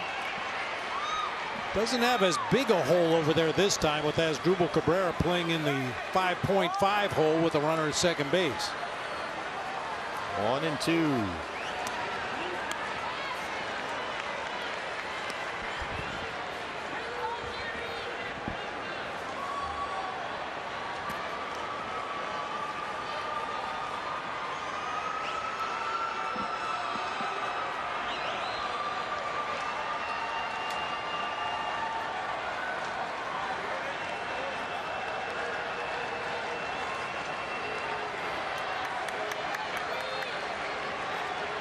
Aguilar preserved that 1-run lead. Now DeGust trying to do the same. 2-2 on Billy McKinney.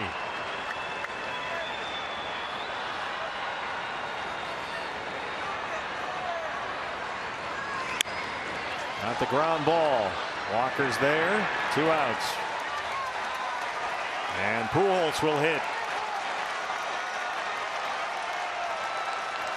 Here comes Big Albert.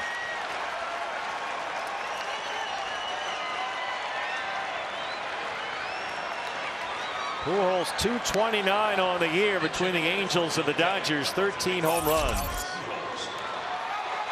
He's been a good fit across town in LA. And has been a problem for the Diamondbacks. Homered twice in that 22-1 game earlier this month.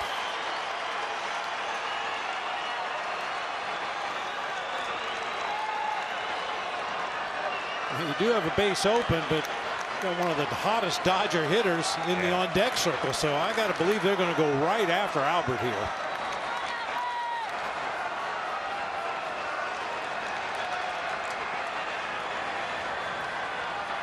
Ahmed way back on the outfield grass at short. Starts him off with a curveball and steals strike 1. Pujols, since that 2-homer game against the Diamondbacks, is only 4 for his last 25, all singles. Nearly all his damage this year has been against lefties.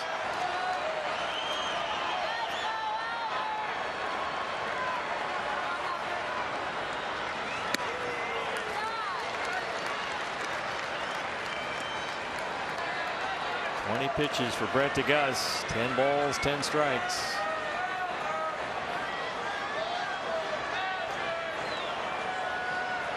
Boy, with Albert at the plate, obviously doesn't run real well at this stage of his career. Look where Nick Ahmed is positioned at shortstop. He's several steps out into left field.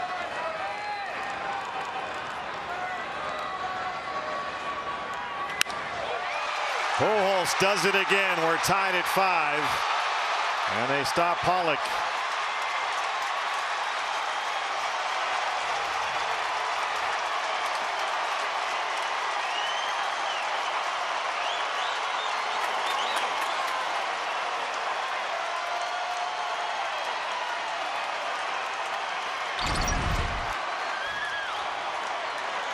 With a high breaking ball that time.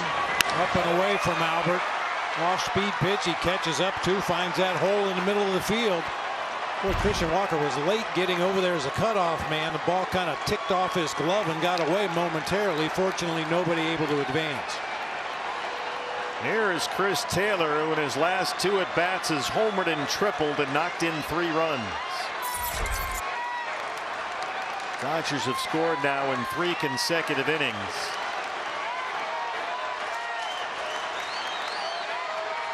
Pollock down there at third as the go-ahead run with 2 outs. Pujols at first. Big cut at that sinker, and it's 0-1. Taylor, the reigning National League Player of the Week.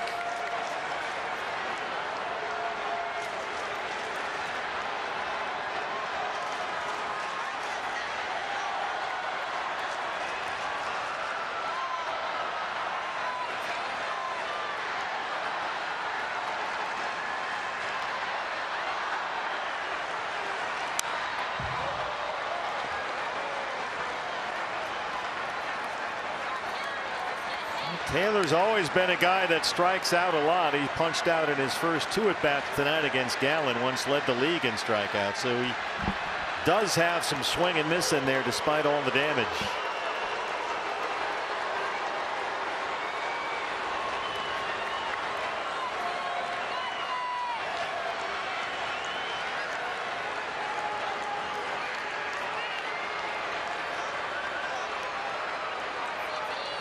Pujols on the move. Don't hear that a lot these days.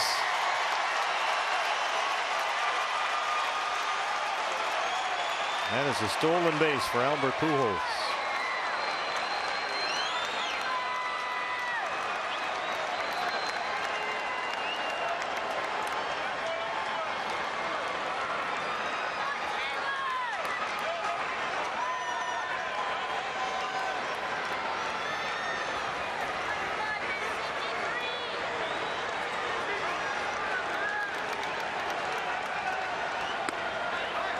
A little too high for Jerry Davis. It's 2-2.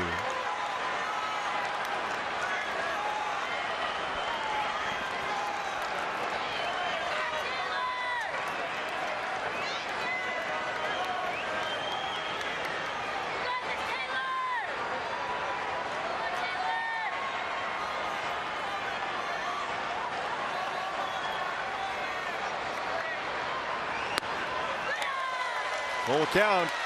Muncy on deck.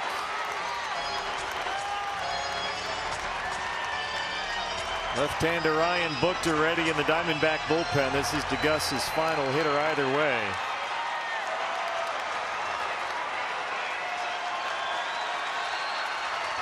Three and two on Chris Taylor.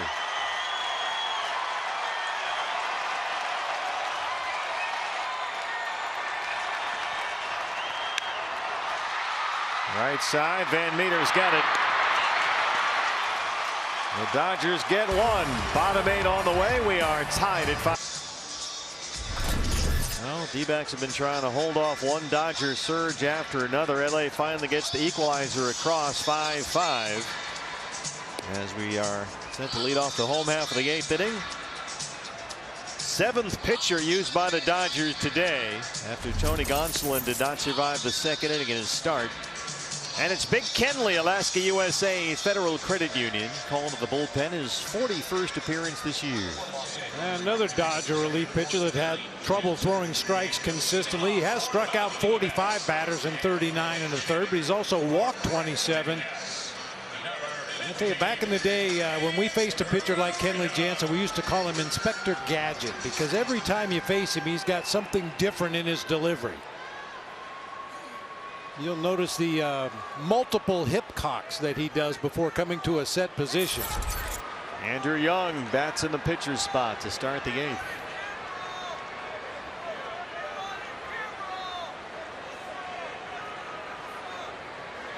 See if the smasher can smash one here. There's Kenley.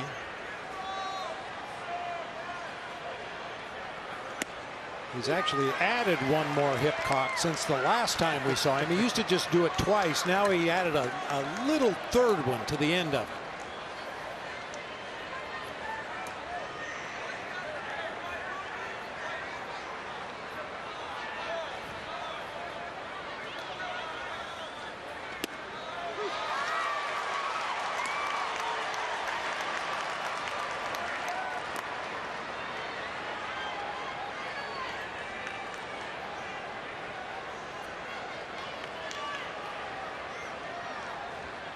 Things haven't gone all that well as of late.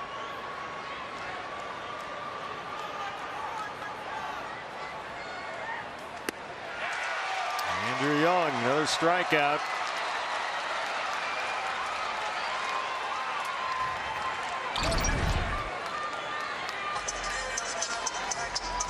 An elevated cutter, that's been his bread and butter his entire career. Started to mix in some more two-seam fastballs. We saw him throw a breaking ball to Young earlier in the at-bat, but that cutter is his bread and butter pitch.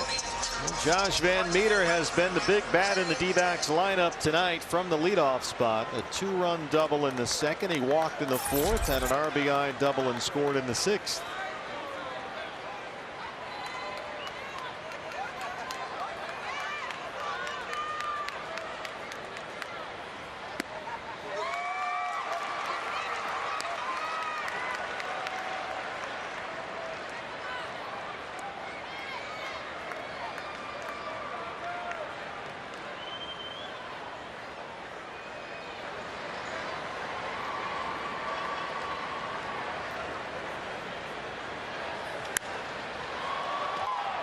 Long run for A.J. Pollock. Van Meter dunks one into left. Josh Van Meter, his 3rd double tonight. And there's the go-ahead run. He doubled in the 2nd. He doubled in the 6th. And one more in the 8th off Kenley Jansen. Yeah, the first 2 were smoked to his pull field. One right down the line, one in the gap in right center. This one kind of slicing down that left field line on a slider from Kenley Jansen.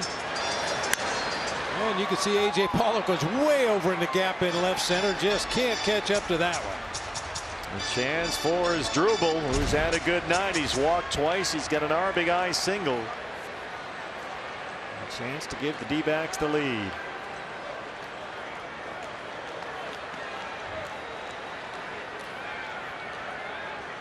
And Meter aboard from the leadoff spot for the 4th time tonight.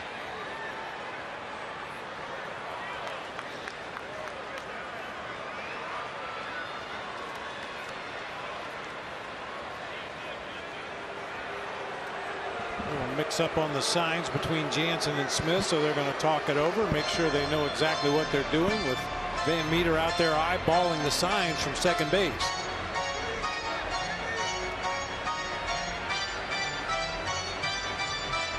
He wouldn't do that.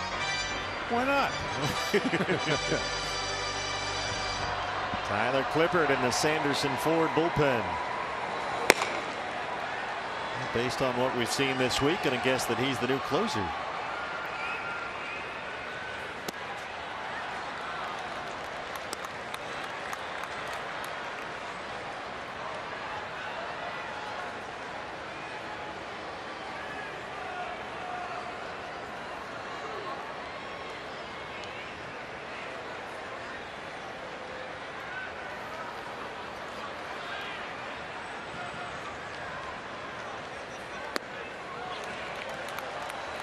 It's 2-0.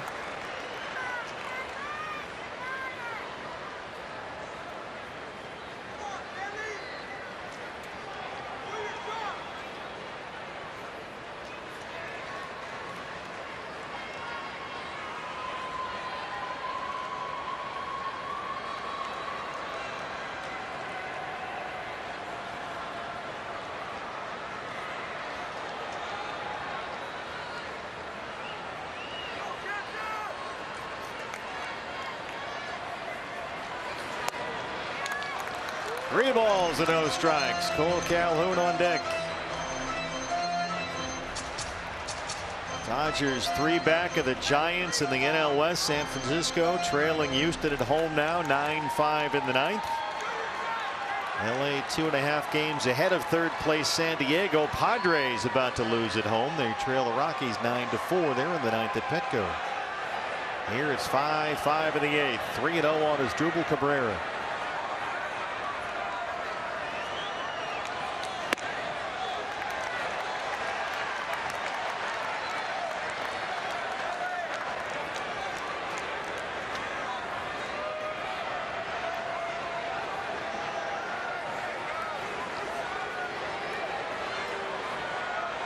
As Asdrubal came up at a big spot, 2 outs in the 4th.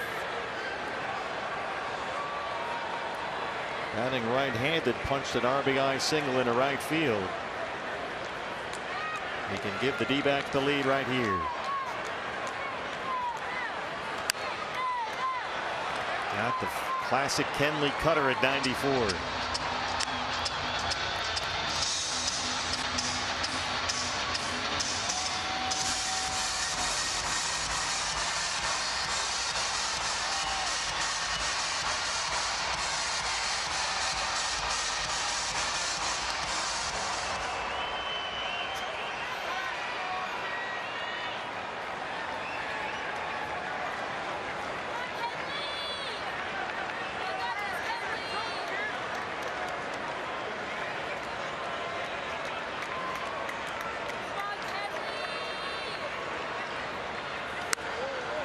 Two fouled back. Another cut fastball. Didn't get that one in though.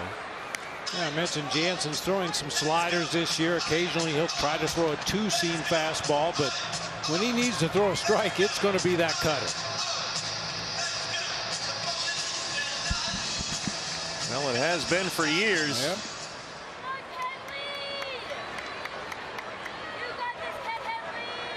'15th place on the all-time saves list, 334 saves.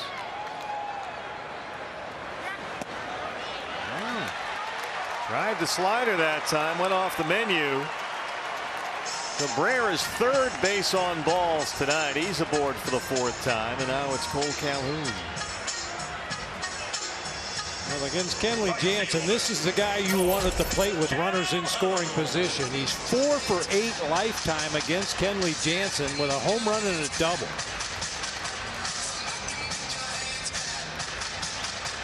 He's also walked a couple times against the Dodger right-hander, which tells you that he's probably seeing the ball pretty good against Kenley. D-backs hitters have drawn 9 bases on balls today, including Calhoun in the first. Josh Van Meter at second as Drupal Cabrera aboard at first. 1 out, 5-5 in the 8th. Calhoun 0 for 3.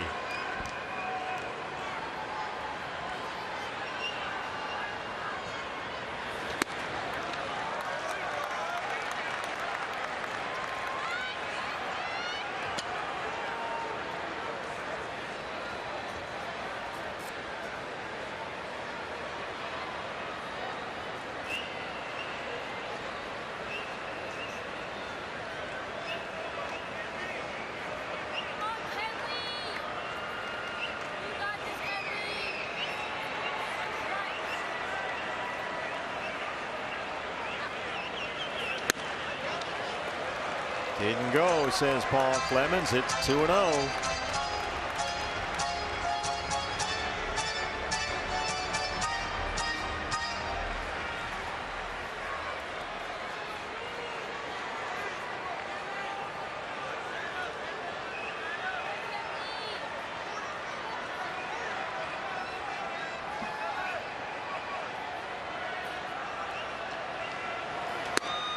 Three balls and no strikes. Walker on deck.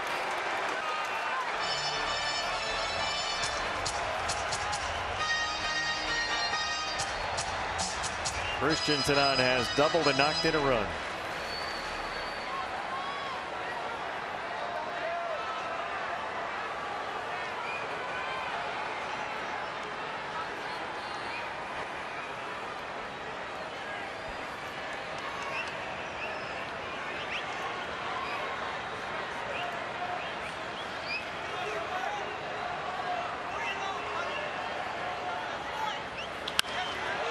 Base hit. And Meter's going to have to stop at third.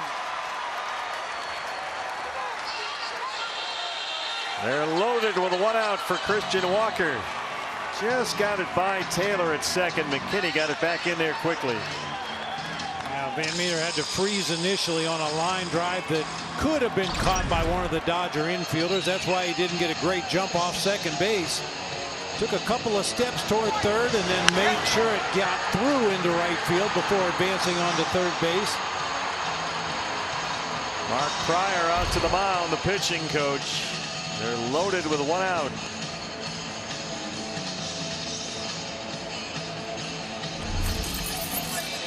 D-backs live post-game show. Tom Walsh and Shane Doan coming up after the ball game are here with us tonight. First of 3 against the Dodgers. It's been quite a ball game. And a chance for Christian Walker to give the D-backs the lead in the home half of the 8th inning. He doubled in the 5th. Drove in a run in the 6th with a deep fly ball to center. Christian Walker 1 for 6 lifetime against Kenley Jansen. However, it was a 3-run bomb. And Meter at third as Drupal is at second and Cole Calhoun's at first.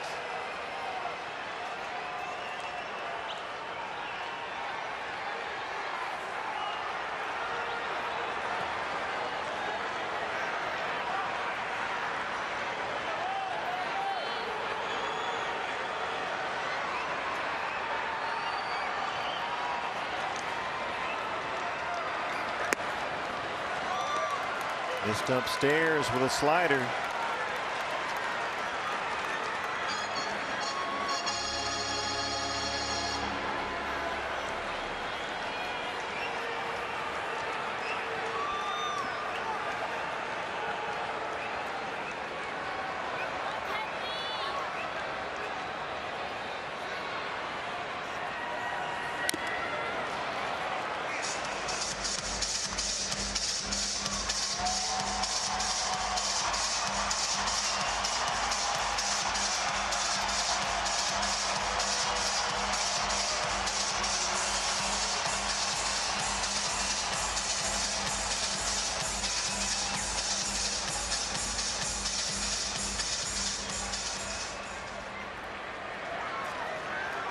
D-backs coming off a win in Texas the other day. They've won 6 of their last 9, trying to take the opener of this 3-game set against the Dodgers.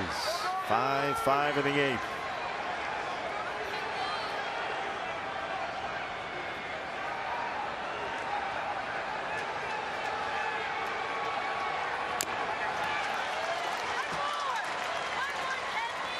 And looking at the Dodger outfield arms, A.J. Pollock doesn't have a strong arm in left field, but he's usually pretty accurate. Billy McKinney has a strong arm in right field, but he usually sprays it around. Just keep an eye out for Cody Bellinger in center field. He's got a big arm, and he's usually right on the money. 1-2 on Christian Walker. Carson Kelly, the on-deck hitter. Gallen was terrific through 5, ran into some trouble in the 6th.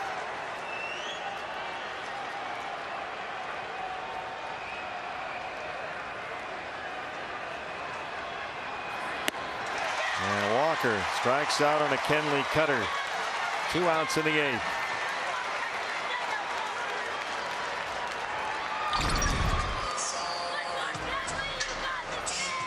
Right on the outside corner with a little movement away from Christian that time. Carson Kelly. You wonder about the timing for Carson, who's been out since June 19th, hit by a Walker Buehler pitch and suffered a fractured right wrist. He has walked twice tonight, 0 for 2. Carson Kelly 2 for 4 lifetime against Kenley Jansen with 2 homers.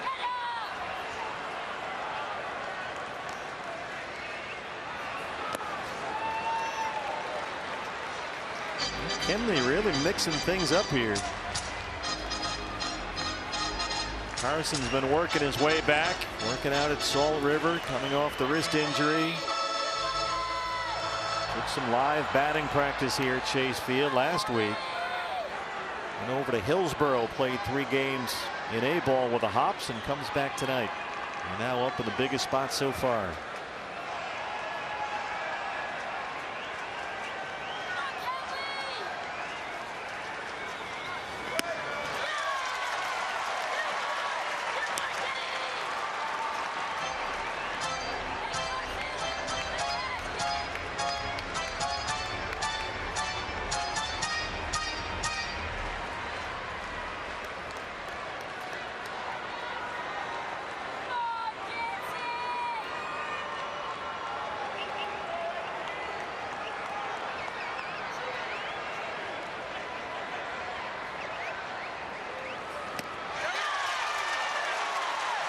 Just keeps firing cutters up there. 1 ball and 2 strikes on Carson Kelly.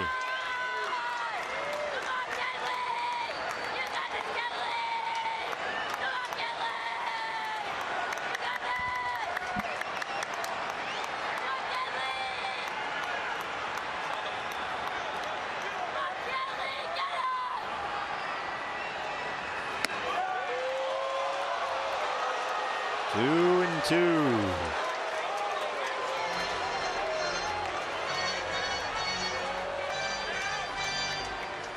David Peralta hoping to get a chance.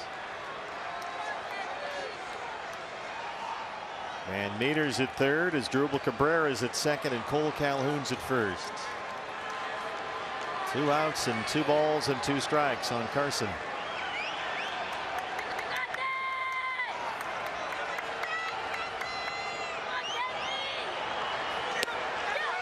It's full.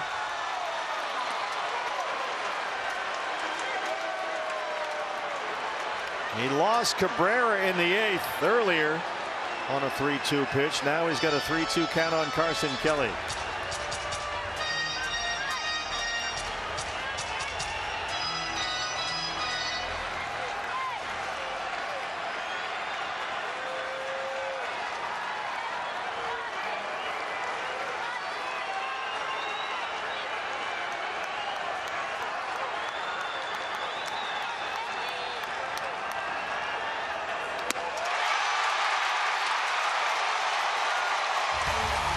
We stay tied at 5.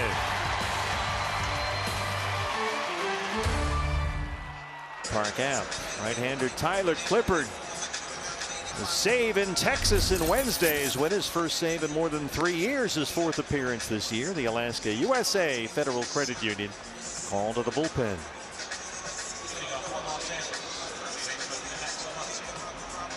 Max Muncy, Justin Turner, Corey Seager, the sharp end of the stick coming up in the LA ninth.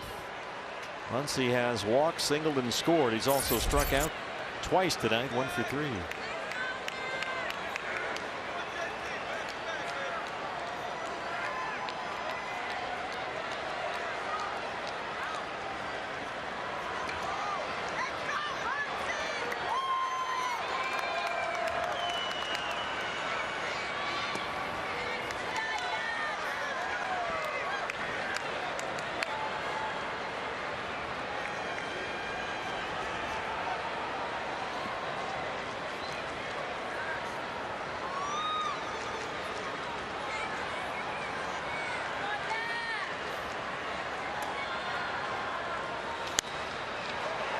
Dodgers, after 5 innings tonight, had just 1 hit, an infield single. Right now they got 5 runs on 10 hits. They have got 2 in the 6th, 2 in the 7th, and 1 in the 8th to tie.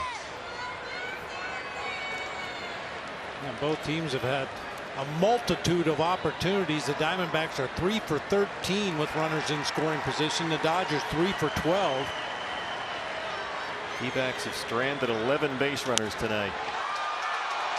Peralta's in left, backing up near the wall.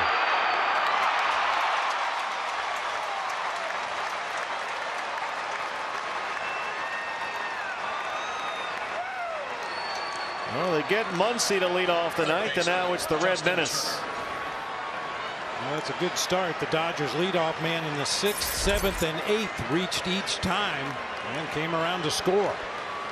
Yeah, the home run by Taylor in the 6th, the single by McKinney in the 7th, and the walk by Smith in the 8th.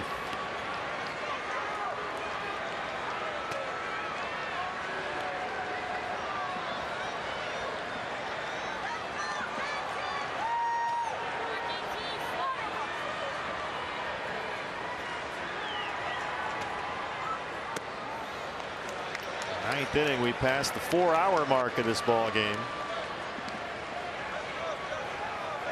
In regulation, Blake Trinan in the LA bullpen. That's what happens when you have 10 combined walks, 8 by the Dodgers, 2 by the D-backs.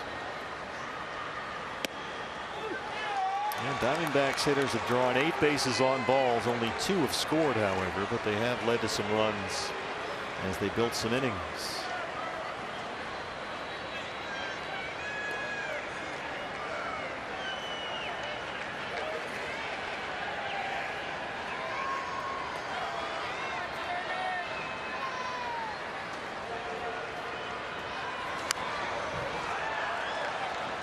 Check that. 9 walks by the Dodgers. I missed one. It's easy to lose count once I get past one hand. Yeah, D-backs have drawn 9.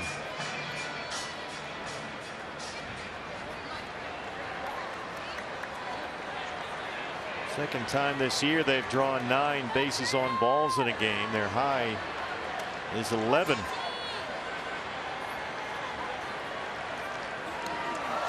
Turner's hit with a splitter that got away from Clippard.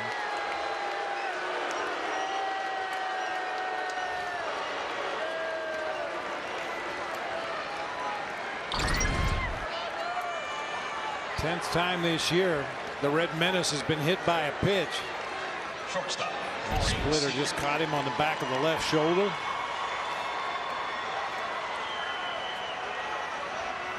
Well, last time Corey Seager got hit by a pitch, he missed 2.5 months. That was May 15th. Flunked on the right hand by a fastball from Miami's Ross Detweiler. He suffered a fractured right hand, and tonight is back for the first time since. 1 for 4. He singled in the 6th.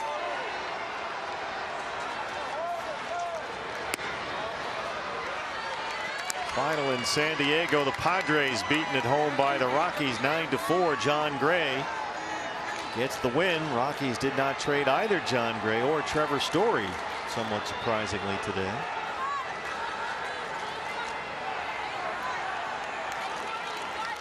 Giants at home trailing Houston 9-6. They're in the ninth. Everything else is a final.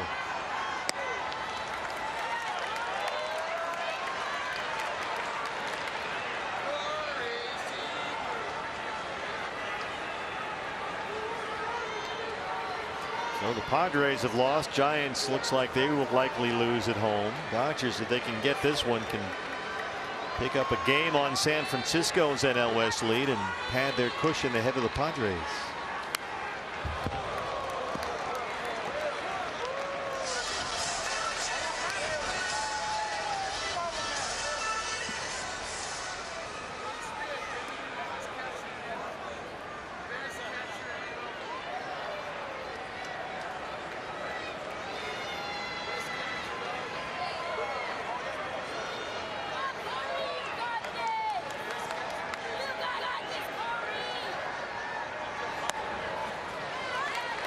Sinker missed away. It's 3-1. Will Smith, the on deck hitter.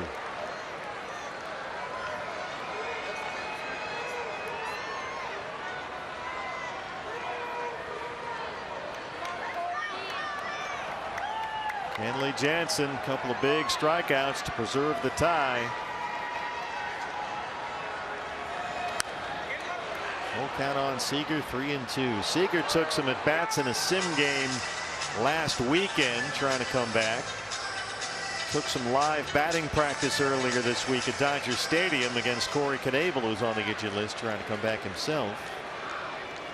Did not experience any soreness after that, so they brought him back tonight. His first game since May 15th.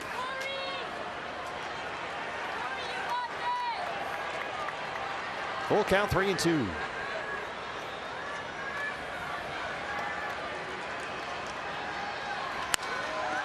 That gets by Walker and into right. Turner heads for third, and he is in there. Second hit tonight for Corey Seager.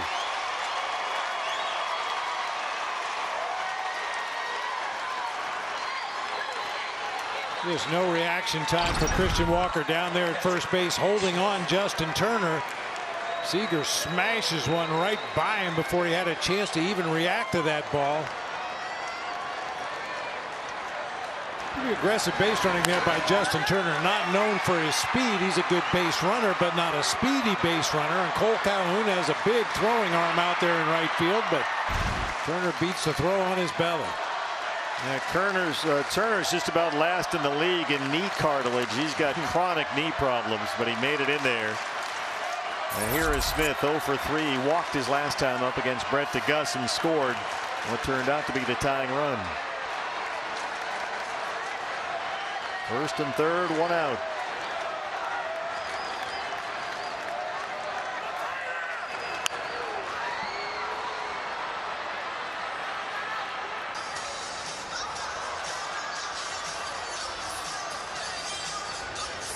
Final now in San Francisco. Giants beaten by Houston 9-6. Padres beaten by the Rockies 9-4.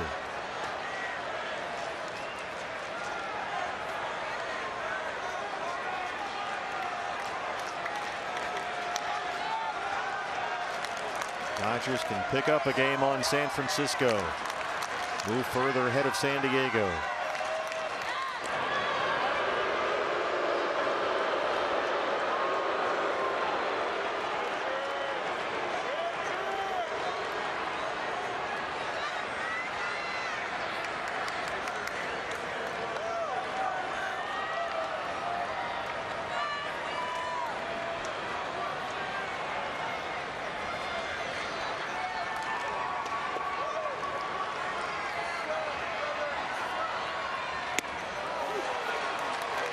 Change-up's a strike, 0-2. A.J. Pollock, who's been among the hottest hitters in the majors recently, last couple of weeks, is up next. He had a base hit his last time up.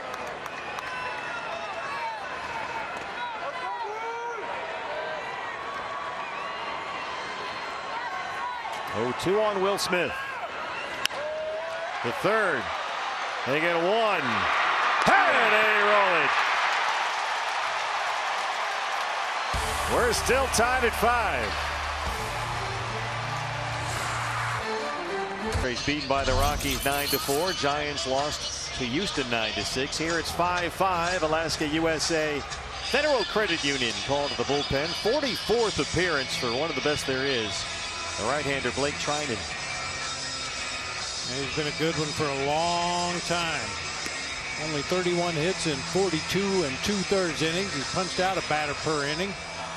The 7th different reliever used by Dave Roberts tonight in what has become a 4-hour-plus game. Peralta starts off the home half.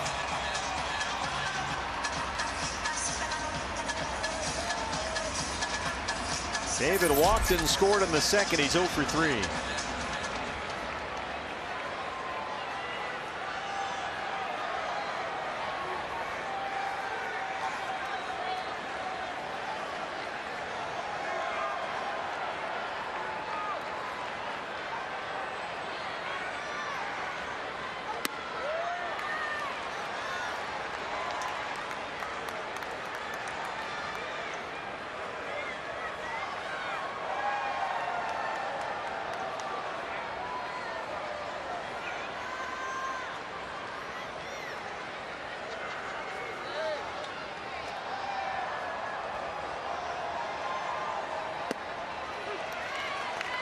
That cutter found the zone. It's 1-1. David had one of the big hits in the win at Texas on Wednesday. That home run that began the scoring for the Diamondbacks.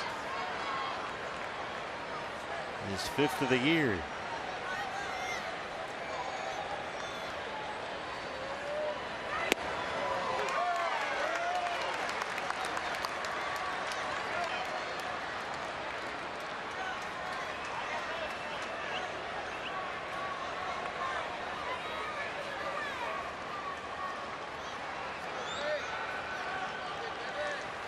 Turner will occupy that second base spot up the middle now. Taylor at second, back of the outfield grass, fouled away. 97 upstairs.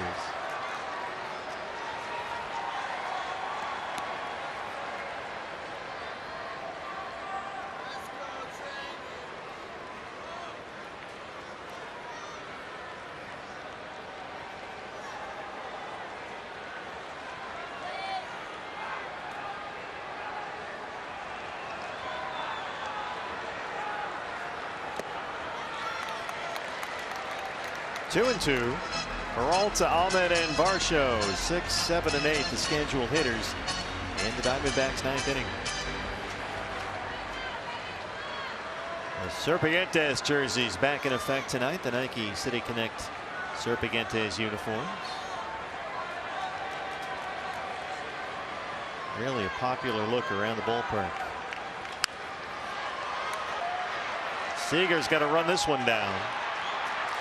One away.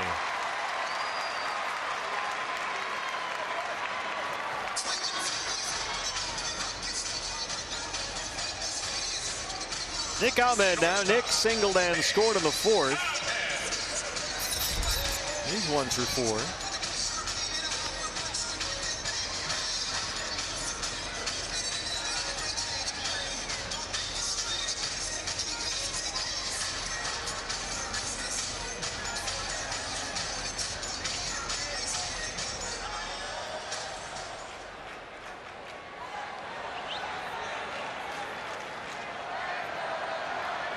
Dalton Varsho, the on-deck hitter. Pitcher spot is behind Varsho. And there's action in the D-back bullpen.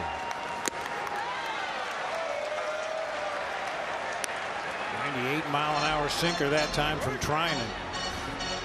Got a guy in Gratterall that throws 101-mile-an-hour sinker. Then you bring in Trinan who throws 198.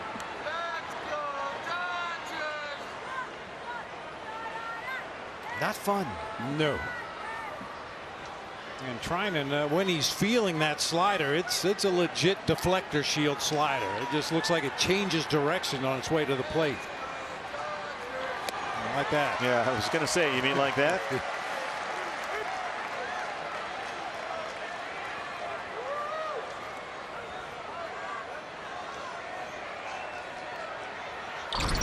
Far hard, late breaking slider. Starts right in the middle of the plate, ends up off the corner, low and away. He's been a good one for a long time. 9 years in the big leagues. The Nationals, the A's, now the Dodgers. His second season in LA. A little too far out there that time. 1-2. Treinen's a little different than most pitchers, and there's a few guys that do what he does. He has the ball in his glove as he gets the sign, and then he goes up into his stretch position. Most pitchers like to hold the ball in their hand and then come up and put the ball in the glove. He's already has the ball in the glove right now and can easily adjust the grip depending on what pitch is called for by Will Smith.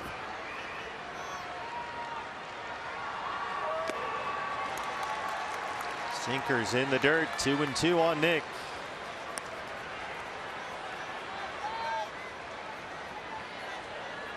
Marshall on deck. Pitcher spot behind him.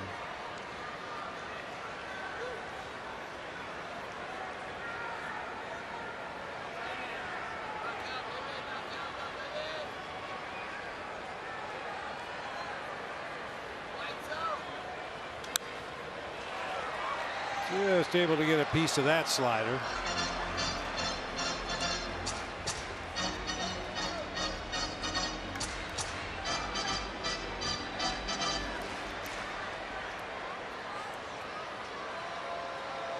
D-backs have 3 bats left on their bench. Brian Holiday, the catcher. Josh Reddick, left-hand batter. They also have Jake Hager, right-hand hitter, picked up off of waivers from Seattle today. Set to make his D-back debut. Broken bat. Turner's at third. Just hit that hard 98-mile-an-hour sinker, and now we got some kindling on the field. 2 outs in the ninth, and the batter is Dalton Varsho.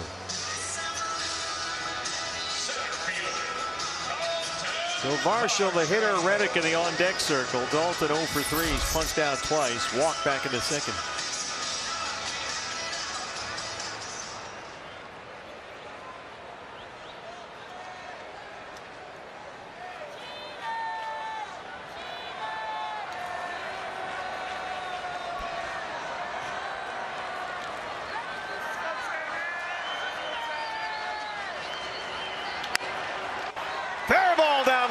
Varsho's on the move. McKinney's got it in the corner. Dalton is in at second with a double. And that's the winning run. Now Reddick can win it.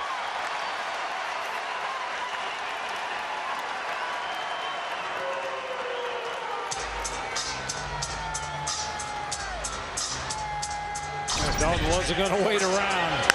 Picks on the very first pitch he sees, gets it underneath the glove of Max Muncy that time, down into the right field corner. Slight bobble there by McKinney, but Dalton Varsho holds up at second base, representing the winning run of the game. Mark Pryor, the pitching coach. Conference time as Reddick will bat for Clippard, the pitcher. D-backs had a bases loaded 1-out opportunity in the 8th inning. Could not get a run across against Kenley Jansen, who struck out both Walker and Carson Kelly. And now they have another chance. This time they can get the win. It's Reddick with 2 outs. Back with you tomorrow. Pre-game show at 4:30. Merrill Kelly's on the mound for the Diamondbacks at 5:10 start. Caleb Smith and Julio Urias on Sunday afternoon. Here is Reddick to bat for the pitcher.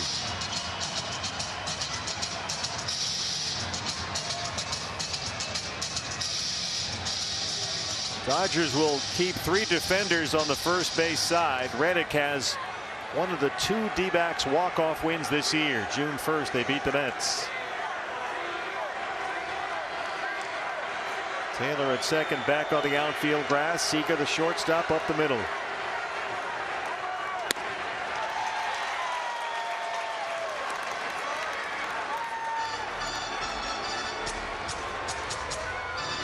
The other D-back walk-off, besides the Reddick base hit June the 1st, was a Peralta walk-off hit by pitch, the limp-off.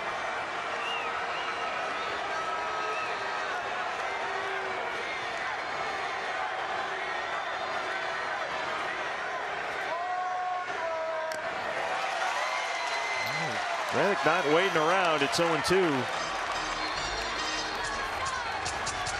Diamondbacks 5 runs on 9 hits. They've left 11 runners on base tonight.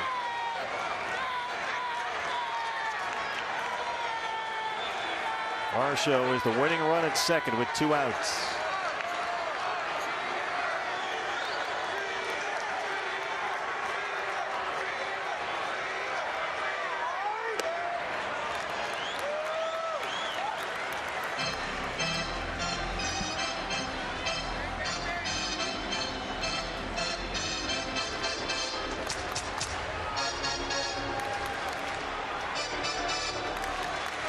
If you had to pick a player in the Diamondbacks lineup tonight to be at second base representing the winning run, it'd be Dalton Varsho. It's fun watching him run the bases, no doubt about it.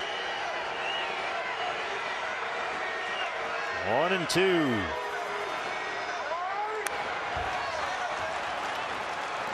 Got a cutter right in the middle of the plate that time.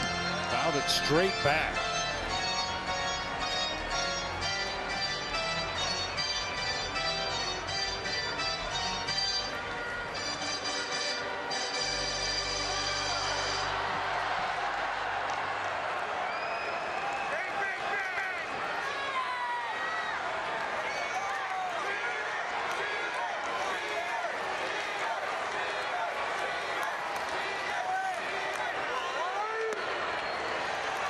Missed upstairs, 2-2.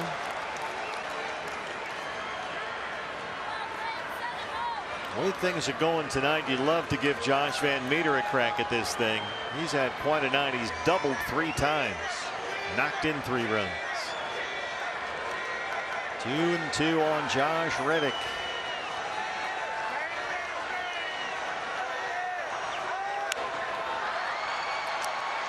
Looks like it'll stay playable for Muncy, and he's got it. He'll play extras at Chase. It's 5-5.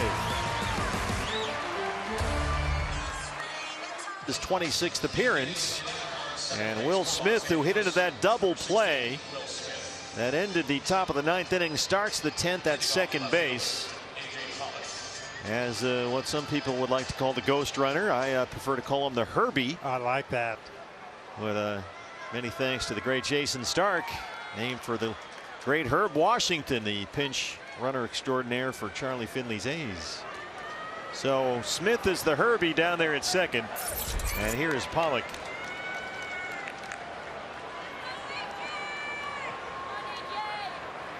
AJ now with a 9-game hitting streak. He singled his last time up against Brent DeGuss.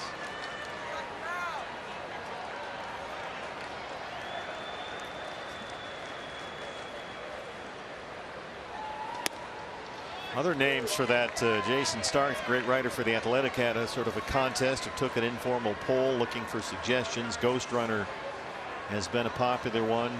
The Herbie was one. The Zombie Runner was another nominee.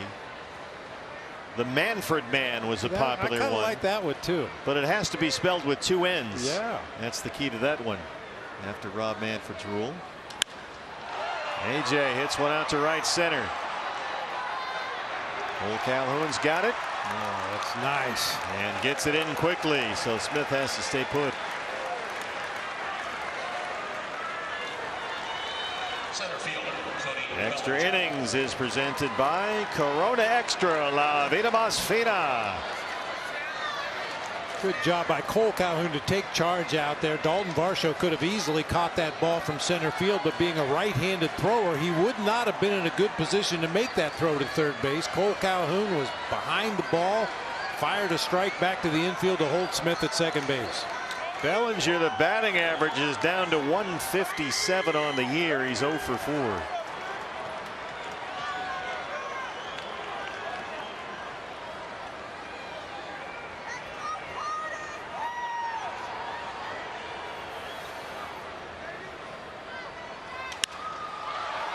Way up in the air. Very short left center. Peralta's there. 2 outs for Peacock.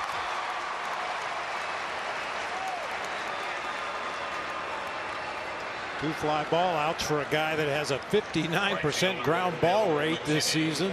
Well, here's the guy that you probably don't want up the way things have gone. It's Billy McKinney, one of the newest acquisitions for the Dodgers. He's only played in, make it 8 games tonight since he was acquired, but he's got a couple of hits and he scored a run tonight, 2 for 4. He's been in right field while Mookie Betts has been on the injured list. Betts is expected back on Sunday. He's had some right hip inflammation. And McKinney down 0-1. Billy McKinney on his 3rd different team this year. Started with the Brewers, was traded to the Mets, and then dealt to the Dodgers just last week.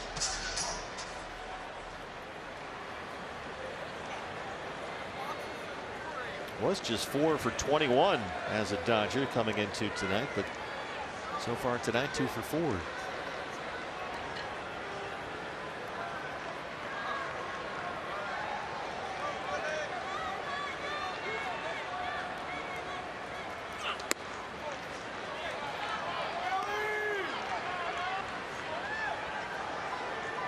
The parade continues down in the Dodger bullpen. Jimmy Nelson, the one-time Milwaukee Brewers starter. It would be the 9th different pitcher used by the Dodgers tonight.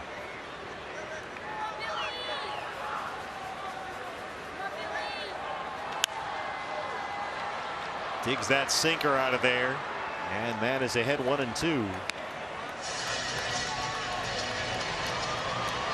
Well, let's see if Matt Peacock can put a 0 on the board in the 10th. That'd be a big help.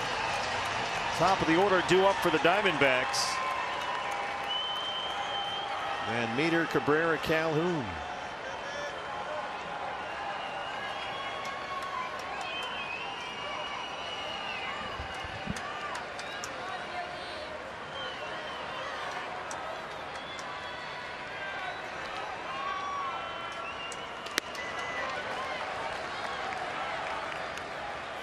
When Matt really trying to power that thing in there, that's oftentimes where he runs into trouble. You can hear him grunting from up here.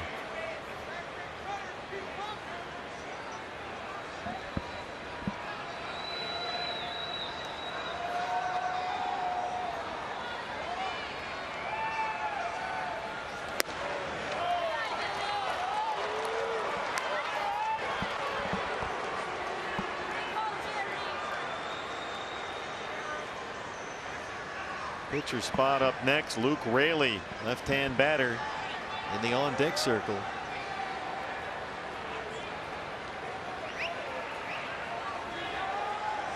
Full count, 3-2.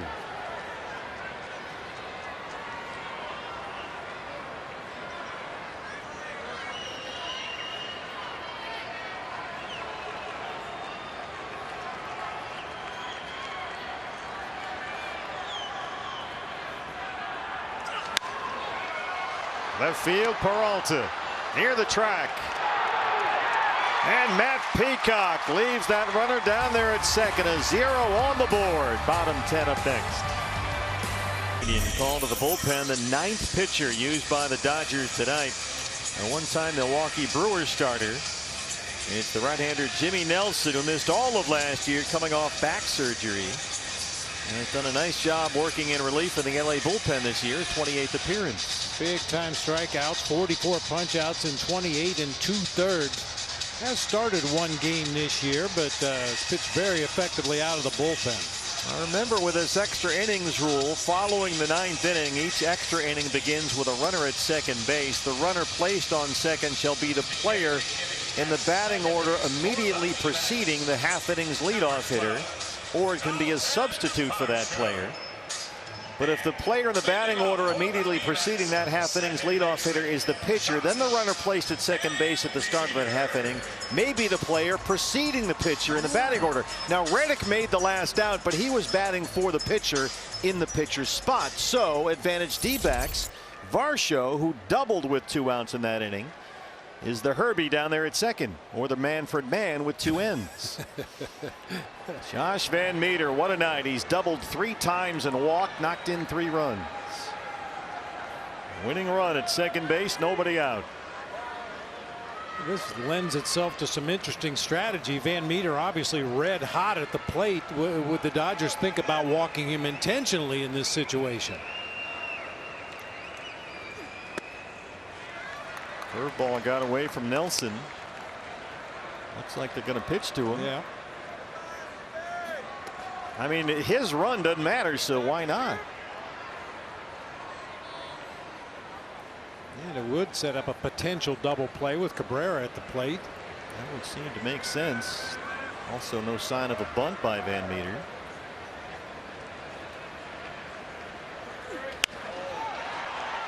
Hustle back there. Dalton's there as Seager collects that one.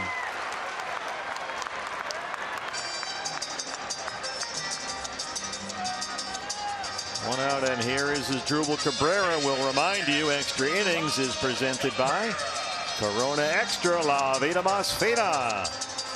That was a good read by Dalton Varsho at second base. You know he wants to be aggressive and try to score on anything hit to the outfield, but he knew where the defenders were before the ball was delivered. He knew that that defender was right behind the bag at second, so he quickly got back. As Asdrubal had an RBI single in the fourth, he's walked 3 times.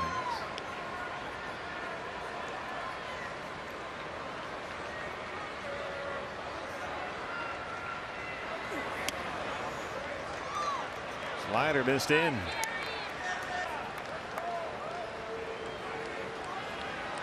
Final game still going on the MLB calendar today. Everything else is a final. Giants and Padres have both lost.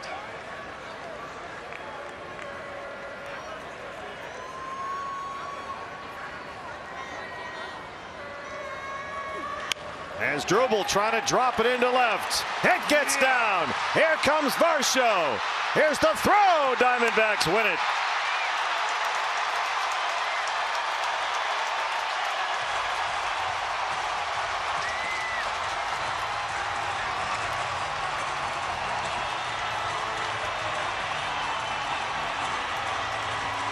Oh, not the hardest hit ball ever off the bat of Asdrubal Cabrera, but he dropped it in there just beautifully.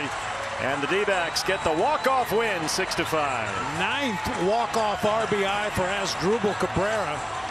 5 of those were home runs. That wasn't quite a home run, but it worked. Just as effective. It brings Varsho home. And let's not overlook, as you mentioned, that play by Dalton to get that read on the ball that Van Meter hit and get back to second safely. He comes around, and Asdrubal Cabrera gets the winner, 6-5 in 10. What a ball game this was.